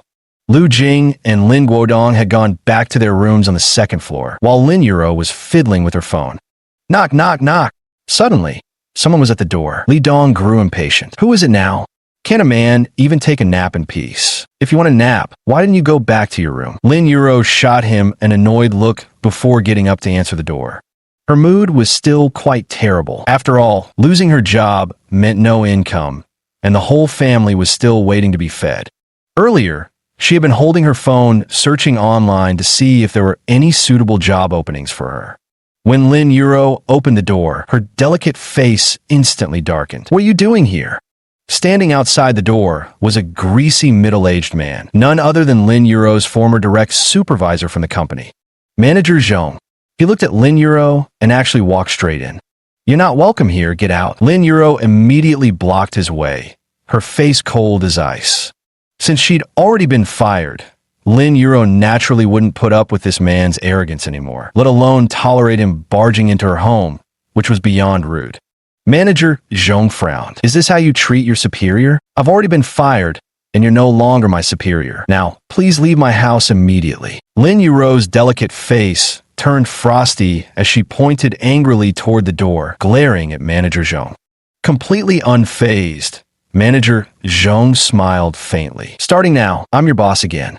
Lin Yuro froze momentarily, not grasping his meaning. "The boss sent me to inform you that you can return to work," he continued. Supervisor Zhong looked at Lin Yuro, putting on his authoritative airs. But Lin Yuro was furious. What do they take her for? Someone to be summoned and dismissed at will? "Please leave. And tell Boss Wong from me. I won't be coming back," Lin Yuro said coldly.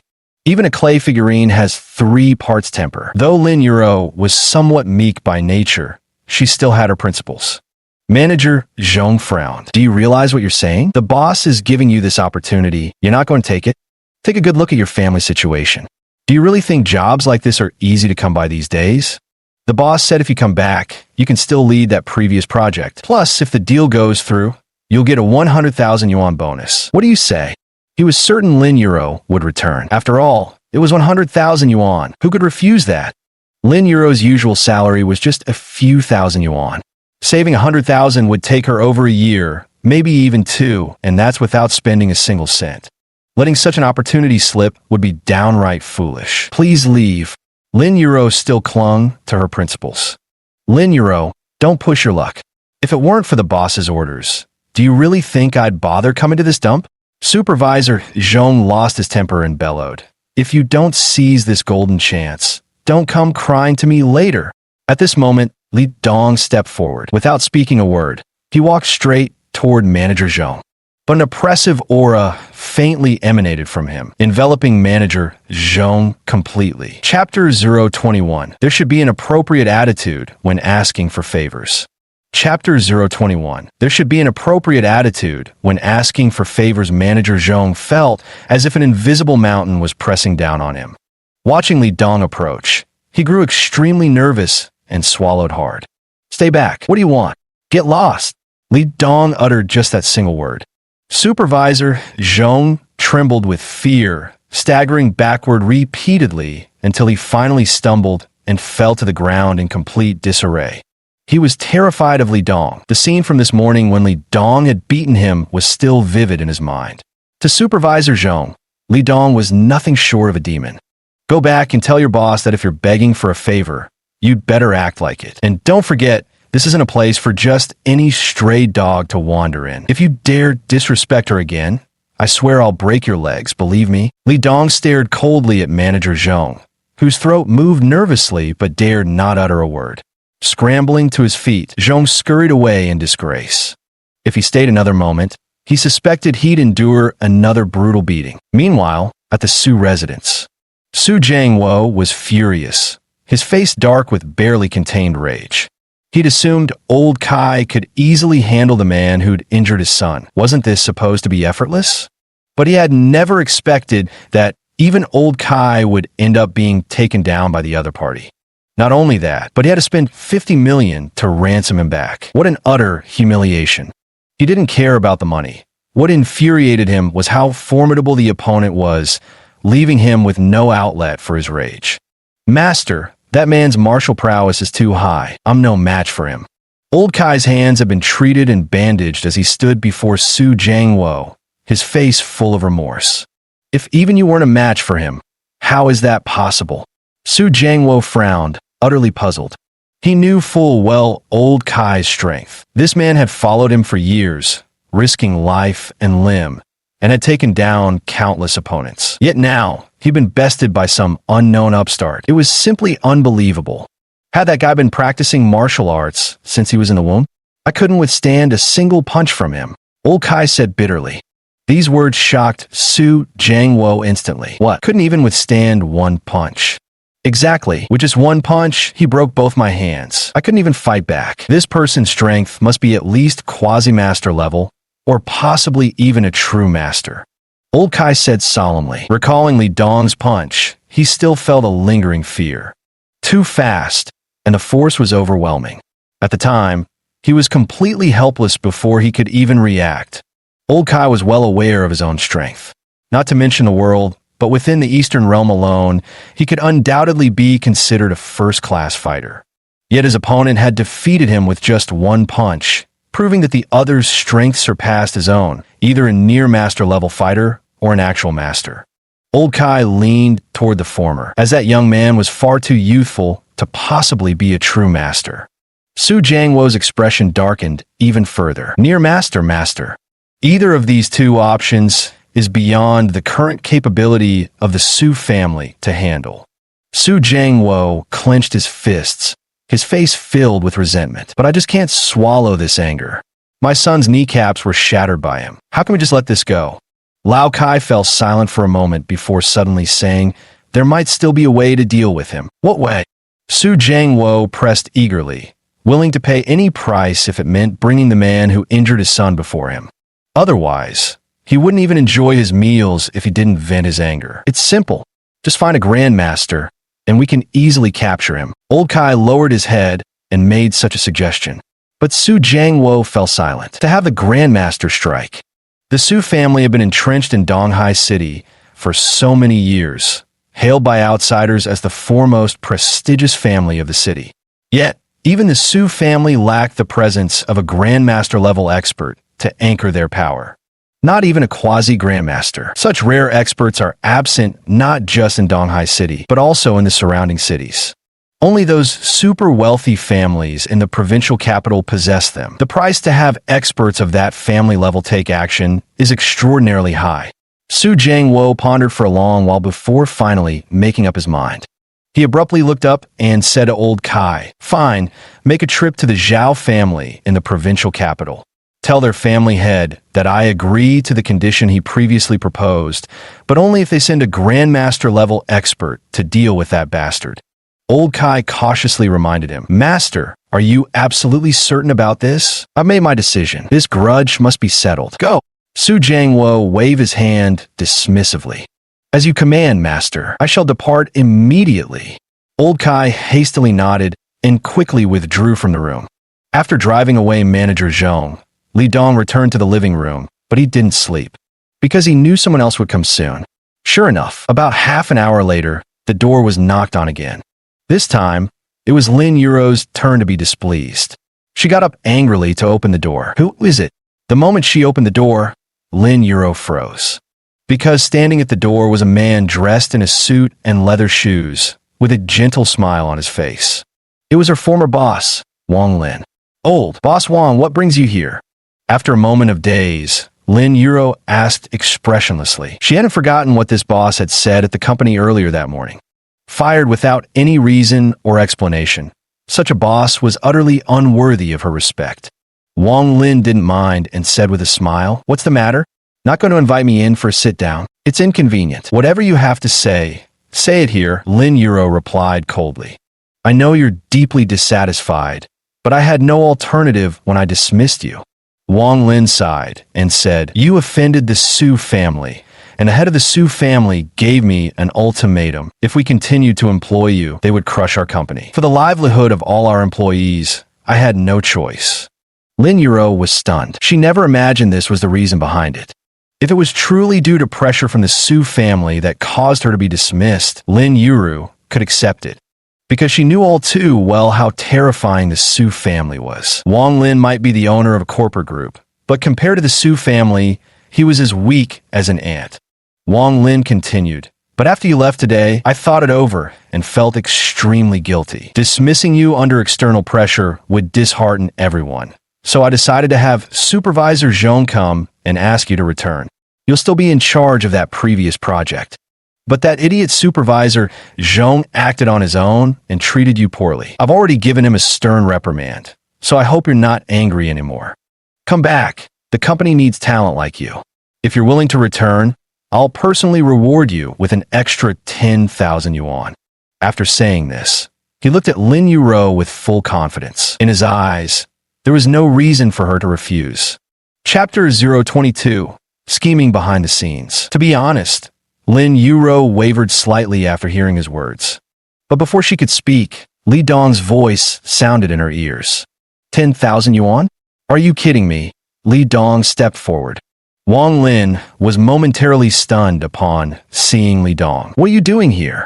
Earlier that morning at the company, he had thought Li Dong was Lin Yuro's friend, only to unexpectedly encounter him at her home now.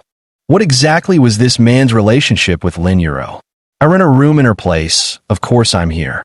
As his words fell, Wang Lin's gaze toward Li Dong instantly took on a trace of disdain. He had initially thought Li Dong might have some impressive background, but now it turned out he was just a tenant in Lin Yuru's house. Seems he had overestimated the other man. Step aside. I'm discussing important matters with Yuru. What business is it of yours? Wang Lin shot Li Dong a sidelong glance and sneered. In his mind, he'd already labeled Li Dong as some impulsive brute with a bit of martial prowess. Today at the company, he hit someone for Lin Yuro's sake. It's definitely because he wants to pursue her that he acted that way. Someone like him wasn't even worth his attention. So, Yuro, if you agree, you could go back to work now. Wang Lin turned to Lin Yuro again, his face full of anticipation. At the same time, he thought to himself, once you go back and sign the contract, I'll kick you aside. How dare this make me the boss? Come beg you, what a loss of face. From a very beginning, this was his plan. He simply wanted to use Lin Yuro. Let her go back to work is fine, 1 million. As long as you're willing to pay 1 million, she can return to work immediately. Li Dong spoke with a smile on his face. Lin Yuro didn't know Wang Lin's intentions, but Li Dong saw right through them. Of course, he didn't want to see Lin Yuro being taken advantage of. 1 million? Why don't you go rob someone instead? Wang Lin glared furiously at Li Dong and shouted, do you know how little salary she earns per month at the company? Just a few thousand yuan, 1 million. She'd have to work herself to death at the company to earn that much. With a 100,000 yuan reward, Wang Lin already felt he was being extremely generous. Yuro, don't listen to his nonsense. He's deliberately trying to stir up trouble. Come back, really. The company truly needs talent like you. Can you really bear to leave all those colleagues at the company? You've worked together for so many years. Won't you miss them at all? Wang Lin began playing the emotional card. With both money and cinnamon in play, he refused to believe Lin Yuro wouldn't be swayed. And indeed, Lin Yuro was genuinely moved. At the company, aside from that detestable supervisor Zhong, she actually had quite a few colleagues she got along well with. After working together for so many years, it would be a lie to say she felt nothing at all. Seeing her expression, Li Dong shook his head inwardly. This girl was still too soft-hearted, too kind, too emotionally invested. Someone like her would be utterly trampled upon in business. It was precisely this kindness of hers that made Li Dong adore her so. Lin Yuro looked at Li Dong, wanting to agree to return to work, but worrying he might disapprove. If you really can't bear to part with those colleagues, then go back. Li Dong said with a smile, don't worry, as long as I'm here, no one can bully you. Lin Yuro was deeply moved upon hearing this, her face blossoming into a radiant smile. Wang Lin, however, scoffed at these words with disdain. Just some inexperienced young punk, an insignificant ant. All right, boss, I'll head back to the company shortly. Lin Yuro turned to Wang Lin, her expression serious as she asked, then will I still be in charge of that project I was handling before? Of course, that was always your rightful credit. Wang Lin laughed. He let out a heavy sigh of relief in his heart. This troublesome matter was finally settled. Then he stole another discreet glance at Li Dong, secretly cementing his resolve. Once this business was concluded, he would definitely hire some professionals to teach that blind fool a brutal lesson. Back then, at Wang Lin's company, a crowd stood gathered at the front entrance. The group consisted of both men and women, all wearing identical badges pinned to their chests. Supervisor Zhong was among them. Every single one was an employee of Wang Lin's company. Each face bore an expression of resentment. Such arrogance. Lin Yuro is just an ordinary employee like the rest of us. Was it really necessary to make us all come out here to welcome her? There's no choice. It's the boss's order. I knew she had something going on with the boss. Otherwise, why would he go out of his way to spoil her like this? All kinds of nasty remarks poured from these employees' mouths, especially some of the female staff, their faces twisted with jealousy. Though Wang Lin couldn't compare to a top-tier bachelor like Zhao Shanhe, in the eyes of ordinary women, he was still a rare and desirable golden catch. Many female employees in the company had set their sights on Wang Lin. Now that Lin Yuru might have won the boss's favor, they burned with envy. Manager Zhong, who was standing nearby, heard these words and secretly laughed to himself. This is exactly the result I wanted. He thought smugly to himself. I'm so brilliant. This way, even if Lin Yuro returns to the company, she'll be ostracized by everyone. Let's see how long she can stick around then. Before long, Lin Yuro arrived on her electric scooter. This time, Li Dong didn't drive her. She came on her own. Wang Lin had offered her a ride in his car, but Lin Yuro turned him down. From a distance, Lin Yuro spotted a crowd gathered in front of the company entrance. An immense confusion washed over her. What's going on? Why aren't they working? Why are they standing outside? It never crossed her mind that under Supervisor Zhong's petty schemes, her former colleagues had already developed feelings of resentment toward her. Now, in the eyes of those colleagues, she had become nothing more than a shameful woman who got ahead by clinging to coattails.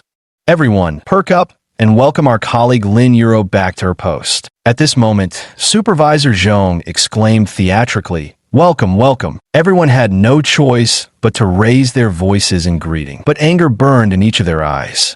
Lin Yuro didn't notice this reaction. Slightly embarrassed, she asked, "What's all this about?" "Haha, I specifically arranged for them to come out and welcome you back to your post. Quite a surprise, isn't it?" Supervisor Zhong wore a beaming smile, but inwardly he was sneering with schadenfreude. He could already see that all the colleagues now disliked Lin Yuro, which was exactly the outcome he wanted. Lin Yuro was too naive to consider such complexities. She quickly responded, "There's no need for all this, everyone. I feel so embarrassed." But the more she acted this way, the more others believed she was putting on an act. So the stares directed at her grew even more disgusted. Many couldn't help thinking, this woman who usually appeared so innocent and kind-hearted turned out to be this kind of person. One actress, that scheming bitch, is revolting. Chapter 23. Warning.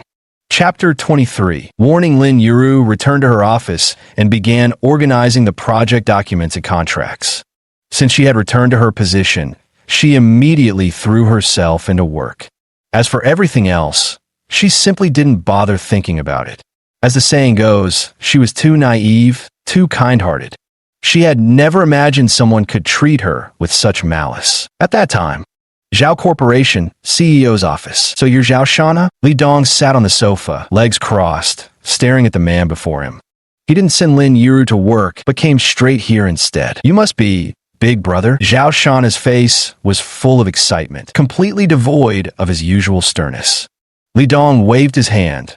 "No need for such formalities. Xiao Dao often mentions you. And since you're quite familiar here in Donghai City, there'll be plenty of things I'll need your help with in the future. It's my duty, Big Brother. Whatever you need, just give the word. As long as it's within Shanhe's power, you'll have my full cooperation." Zhao Shanhe grew even more exhilarated. At the same time, he was utterly shocked because he had never heard anyone dare to call Brother Dao by the nickname Xiao Dao before. In the Eastern world, not even those prestigious northern clans dare to address you that way. But the man standing before him had just casually called Dao Ge by his childhood nickname, as if it were the most natural thing in the world. This is Brother Dao's boss, the boss of his own boss, a figure of such stature, and today he finally laid eyes on him. The man who could make Brother Dao submit is indeed as impressive as rumored. Though he appears young, the commanding aura emanating from him immediately won Zhao Shanhe over. "There's something I need you to do today. Just give the order, boss." Li Dong nodded and directly tossed a contract over. "Do you know Lin Yuro?" Li Dong asked. "Of course. Later, I'll trouble you to personally visit her company and have her sign this contract. As for the previous one you had, just forget about it," Li Dong said casually. Zhao Shanhe was taken aback. He opened the contract and examined it carefully, only to find that 99% of its content was identical to the previous version. The only difference was that the company name had been changed. It was no longer Wang Lin's corporate enterprise. Big brother, what are you? Zhao Shanhe was momentarily confused. I want to rebuild a new conglomerate. Li Dong's eyes sparkled with brilliance. In my hands, this company will shake the world. I want people across the globe to take pride in joining this enterprise. Are you willing to march with me and conquer the world? Just that single sentence. Yet it instantly set Zhao Shanhe's blood boiling. Conquer the world. What a domineering proclamation. In Donghai City, Zhao Shanhe counted as someone. But beyond Donghai, he was nothing.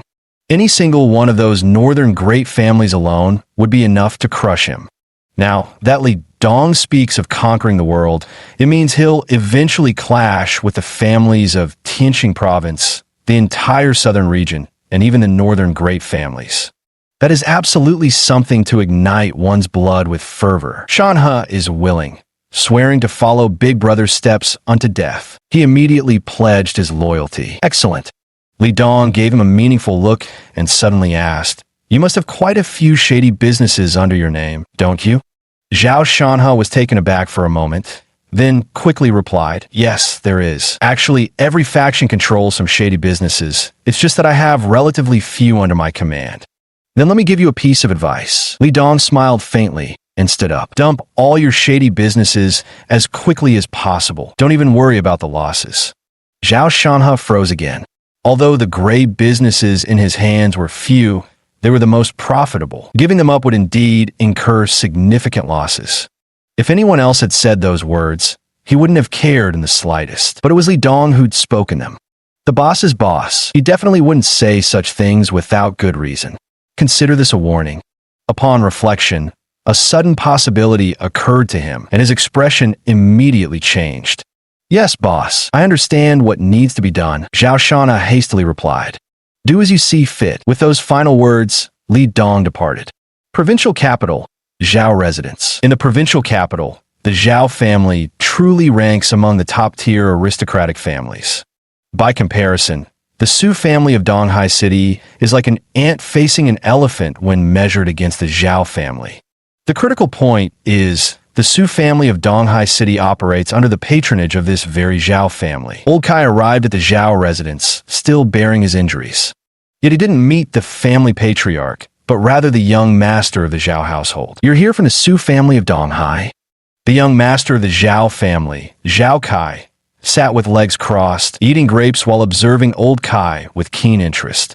"Yes, our family head sent me to discuss a business deal with the head of the Zhao family," Old Kai said solemnly.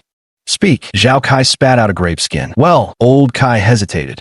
Because he had come to see the head of the Zhao family, not its young master. This matter was far too important to handle carelessly. Zhao Kai immediately grew dissatisfied. "Spit it out when I tell you to. What are you hesitating for?" He flung a handful of grapes at Lao Kai's body. "What, do you look down on me or something?" Lao Kai slightly furrowed his brows. "That wasn't my intention." "Then speak." "The Su family is willing to offer 30% of our assets to invite a grandmaster from the Zhao family to Donghai for a task. Moreover, regarding Patriarch Zhao's previous proposal about acquiring shares in the Su family's corporate group, our patriarch has agreed to it." Old Kai finished speaking, slightly lowering his gaze. "You need a grandmaster-level expert to intervene?" Zhao Kai was stunned. "Yes, my Su family has encountered a formidable enemy, possessing at least the strength of a quasi-grandmaster." Old Kai nodded. "So, is he a grandmaster or a quasi-grandmaster?" Zhao Kai hurriedly asked. Old Kai hesitated for a moment before answering. "The opponent is a young man. I've crossed hands with him and was defeated, but I estimate he's likely only a quasi-grandmaster." He still didn't believe Li Dong could be a grandmaster. A quasi-grandmaster? "Well, no problem then." Zhao Kai immediately laughed, delighted. "My father isn't home right now, so I'll take charge of this matter on his behalf. Come on, let's go right now. I'll head to Donghai City with you and settle this trouble for your Su family." At that moment, a man in his 30s, standing nearby, quickly interjected. "Young master, the family head has explicitly instructed that you are not to leave." Zhao Kai frowned, visibly displeased. "This time, I'm not going out to cause trouble. I'm handling business for my father." "What, are you scared? You're a quasi-grandmaster yourself, aren't you?" But young master, your safety." The man wore a pained expression. Enough nonsense. Let's go quickly. With you around, what could possibly happen to me? Zhao Kai looked positively exhilarated. I've nearly gone stir-crazy cooped up at home. Now that such a perfect opportunity has presented itself, a chance to do something significant for my father, how could I let it slip away? And so, accompanied by a nascent grandmaster and led by Lao Kai, the young master of the Zhao family, set off toward Donghai City. Chapter 024, Call Me Xiao Zhao, Boss. President Zhao is here. Wang Lin's secretary pushed open the CEO office door and quickly reported. President Zhao? Which President Zhao? Wang Lin was playing with his phone when he heard this, momentarily stunned. He wasn't anxious at all now, because Lin Yuro had already returned and was currently preparing the contract documents, so they could soon head to Zhao Corporation for signing. The CEO of Zhao Corporation, Mr. Zhao, has arrived, the secretary quickly informed. What? Wang Lin was shocked and immediately rushed out. Soon, Wang Lin reached the first floor of the company and saw Supervisor Zhong receiving Zhao Shanha. He hurried over to greet them. Mr. Zhao, what brings you here in person? Zhao Shanha glanced at his watch and replied calmly. I came to sign the contract. Where's Miss Lin Yuro? Ah. Wang Lin was taken aback and quickly responded. She's in the office upstairs organizing the contract documents. We were planning to have her bring them to you once everything was ready. No need. I've already brought the contract. Zhao Shanha shook his head. Then I'll have her come down right now. Manager Zhong, go make the call. Wang Lin immediately beamed with joy and said to Manager Zhong. Right away. Manager Zhong quickly stepped aside and took out his phone. But instead of dialing Lin Yuro's number, he pretended to hold the phone to his ear. He did it on purpose. His goal was precisely to provoke Zhao Shanha and bring misfortune upon Lin Yuro. Wang Lin was unaware of all this. His heart was currently soaring with excitement. This was the biggest project the company had encountered in years. If successful, his net worth would multiply several times over. Even more thrilling than marrying a beautiful heiress. Never mind. Zhao Shanha hastily shook his head. I'd better go see Miss Lin myself. Where's her office? Take me directly to her. No joke. That was the boss's woman. He wouldn't dare make Lin Yuro come down to meet him. That won't do, President Zhao.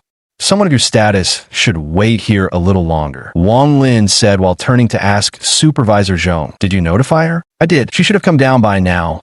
Who knows what she's doing? Supervisor Zhong wore an expression of innocent bewilderment. Enough nonsense. No more waiting. Just lead the way when I tell you to. Zhao Shanha frowned, his face etched with impatience. Is this guy thick-headed or just incapable of understanding plain speech? All right. Wang Lin couldn't quite gauge Zhao Shanha's intentions, so he had no choice but to lead Zhao Shanha toward Lin Yuro's office.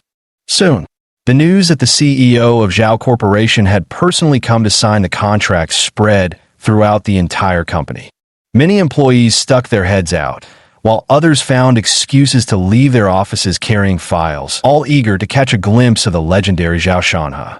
However, most wore expressions of schadenfreude, because Zhao Shanha had arrived, yet no one had informed Lin Yuro. Lin Yuro was just a small-time employee in the company. Although she was responsible for this project, how could she compare to Zhao Shanhe? She didn't immediately come down to greet them, which must have displeased Zhao Shanha tremendously. So everyone was eager to see how Lin Yuro would embarrass herself. President Zhao, please don't be angry. Yuro is still young and doesn't know any better. She didn't mean to slight you. Wang Lin put on an obsequious smile, terrified that Zhao Shanha might leave in dissatisfaction. Why get angry over such a trivial matter? Zhao Shanha furrowed his brows, finding this person rather baffling. On the contrary, he felt it was only natural for Lin Yuro to slight him. Soon, the group arrived at the door of Lin Yuro's office. This office wasn't solely Lin Yuro's, but Wang Lin had ordered all other occupants to vacate for the day, leaving her alone inside. President Zhao, I won't be going in. Lin Yuro puts on quite the airs. Though I'm her superior, I'm not qualified enough to enter and meet her. Manager Zhong suddenly spoke those words. He wanted to fan the flames and make Zhao Shanha resent Lin Yuro even more. Unexpectedly, Zhao Shanha shot him a glance, frowned, and said, You truly aren't worthy. Manager Zhong was stunned. Zhao Shanhe had already tidied up his appearance and put on a bright smile as he knocked on the door. At this moment, Lin Yuro was still sorting out contract materials. Hearing the knock, she set down the documents and stood up to answer the door. Then she saw a group of people standing at the door and was stunned. You? She was deeply shocked because among this group, she spotted Wang Lin, several company executives, and a face that was both strange and familiar. After a brief moment of thought, she recognized him. This person was the CEO of Zhao Corporation, Zhao Shanhe. President Zhao, what brings you here? Lin Yuro exclaimed in surprise. Never in her wildest dreams had she imagined Zhao Shanhe would come in person. This project is very important to Lin Yuro's company, but for the Zhao Group, it's quite ordinary. Besides, even if this project were more important, Zhao Shanhe wouldn't need to come in person. What's going on? Miss Lin, how do you do? Please don't call me President Zhao. Just call me Xiao Zhao. I've come uninvited today and must apologize for disturbing you. Zhao Shanhe wore an expression of humility, as if standing before him wasn't just a small company employee, but rather an elder deserving respect. There was no choice. Being the woman of the big boss, he had to tread carefully. These words left everyone stunned. Wang Lin froze. Manager Zhong froze. Everyone froze. What had they just heard? The CEO of Zhao Corporation, calling himself Little Zhao? What was with his suddenly humble and submissive demeanor in front of Lin Yuro? Lin Yuro herself was taken aback and hastily protested, "That won't do."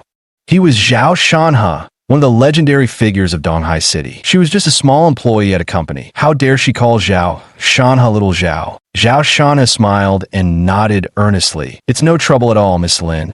Please don't stand on ceremony with me. I'm already embarrassed for disturbing you today." Everyone present turned to stone, especially Supervisor Zhong. His mouth hung open as if he could swallow an egg whole. His entire worldview shattered in that moment, completely beyond repair. Who can tell him what's going on? Has Zhao Shanhe gone mad, or is it him who's gone crazy? President Zhao, are you here today, especially about the contract matter? Lin Yuro asked with visible unease. Her documentation was nearly sorted out, yet now Zhao Shanhe had come in person. Could there be some problem? Indeed. Zhao Shanhe nodded with a smile. I'm deeply grateful for Miss Lin's efforts on this project. Today I came specifically to sign the contract. Here, I brought the contract with me, he said, signaling his assistant to produce a document which he then handed over with a smiling face. If Miss Lin is willing, we can sign the contract right now. Lin Yuro was stunned. This was so direct, so impatient. Why did it feel like Zhao Shanhe was even more eager than she was? Chapter 025, The Takeover. Chapter 025, The Acquisition. Wang Lin noticed Lin Yuro still frozen in place and quickly urged, "Yuro, what are you standing there for? Hurry and invite President Zhao to take a seat. It's time for the signing ceremony." Oh yes. Lin Yuro snapped out of her daze and quickly replied, "Mr. Zhao, please come this way. Let's proceed to the conference room for the signing ceremony." Zhao Shanhe waved his hand. "No need for all that trouble. Right here will do." As he spoke, he openly took a pen from his briefcase in front of everyone and swiftly signed his name on the contract with a few strokes. He then produced the Zhao Corporation's official seal and stamped it below. "All right, I've signed on my part. If you have no issues, please sign your name as well," Zhao Shanhe said with a smile. Lin Yuro stared fixedly at Zhao Shanhe, stunned once again. Was this really so casual? This was a project contract worth hundreds of millions. Shouldn't such a matter be conducted solemnly in a conference room? Just sign it like this? No problem. Of course, no problem. Yuro, don't just stand there. Sign it quickly. Wang Lin urged impatiently. He was practically dying from anxiety. If possible, he would have rushed to sign his own name on the spot. With no better option, Lin Yuro picked up the pen and signed her name on the other party's copy. Something felt off about the whole situation, but she couldn't quite put her finger on what exactly was wrong. Seeing Lin Yuro sign the paperwork, Wang Lin felt even happier, as refreshed as eating ice cream on a summer day. Utterly relieved, he was genuinely overjoyed. This project contract was finally secured. It settled his biggest worry. "Miss Lin, a pleasure doing business with you." Zhao Shanhe smiled and extended his hand to Lin Yuro. Wang Lin's smile instantly froze. How could this final handshake possibly belong to Lin Yuro? He was the company's owner after all. However, he dared not show the slightest dissatisfaction in front of Zhao Shana, so he could only bury this resentment in his heart and direct it all toward Lin Yuro.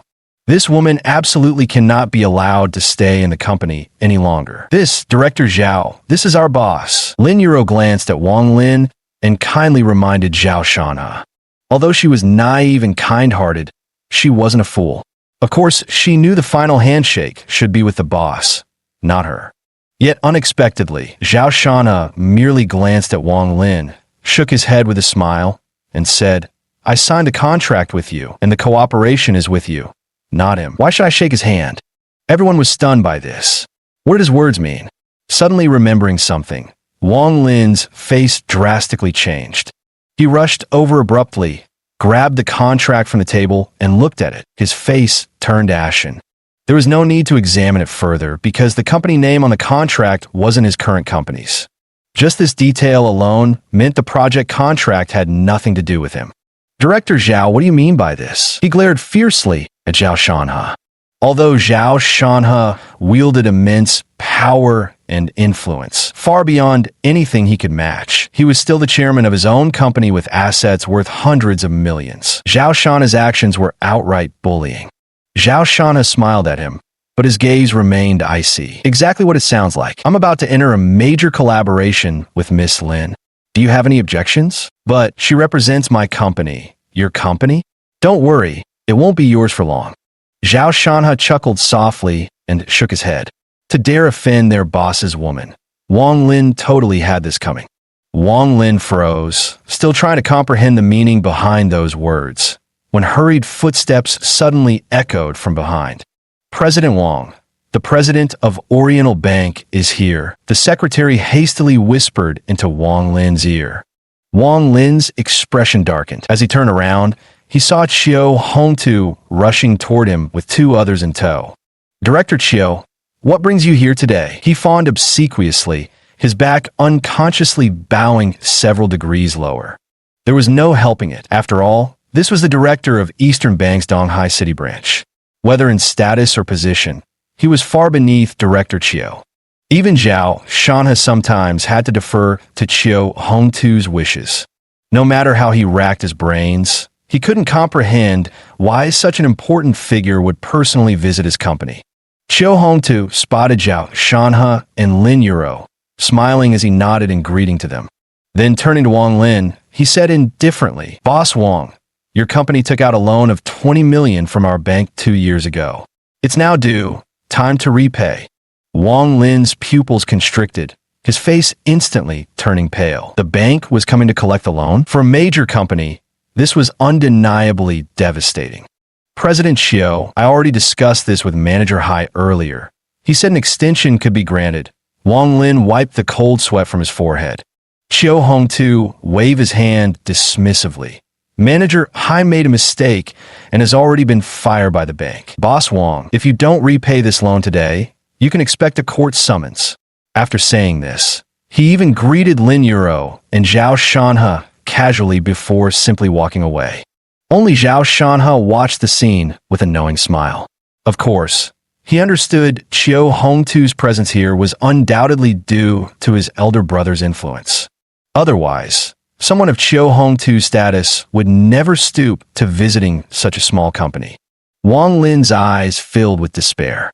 In just a short time, he had fallen from heaven straight into hell. The project was gone, and the bank was pressing for loan repayment. This was pushing him toward utter ruin. President Zhao, you can't do this. He looked at Zhao Shanhe, still unable to understand why he was being treated this way. In fact, you do have another choice, Zhao Shanhe said with a smile. What choice? Wang Lin asked eagerly. If he can't repay that loan, the consequences would be uncommonly severe. He'd undoubtedly go bankrupt. After working so hard all these years, he absolutely couldn't bear to lose everything. In my personal capacity, I'll acquire your company, Zhao Shanhe said coolly. This way, that loan obligation transfers to me, and you won't have to worry about it anymore. Wang Lin felt a surge of blood rushed to his head, nearly vomiting blood in agitation. He finally understood everything. Why was Qiu Hongtu personally here to exert such immense pressure on him? It turned out they wanted to acquire his company. This is robbery. This is outright robbery, Wang Lin roared inwardly, his eyes reddening with fury to the point of rage. Yet he dared not vent his anger at Zhao Shanhe. Swallowing his rage was his only option. After all, what could the owner of a small company possibly do against Zhao's vast influence and resources? From beginning to end, Wang Lin's executives stood frozen in stunned silence. There was too much drama packed into this short time. They simply couldn't comprehend what had just happened. Weren't they just signing contracts earlier? How did it suddenly turn into Zhao Shanhe acquiring their company?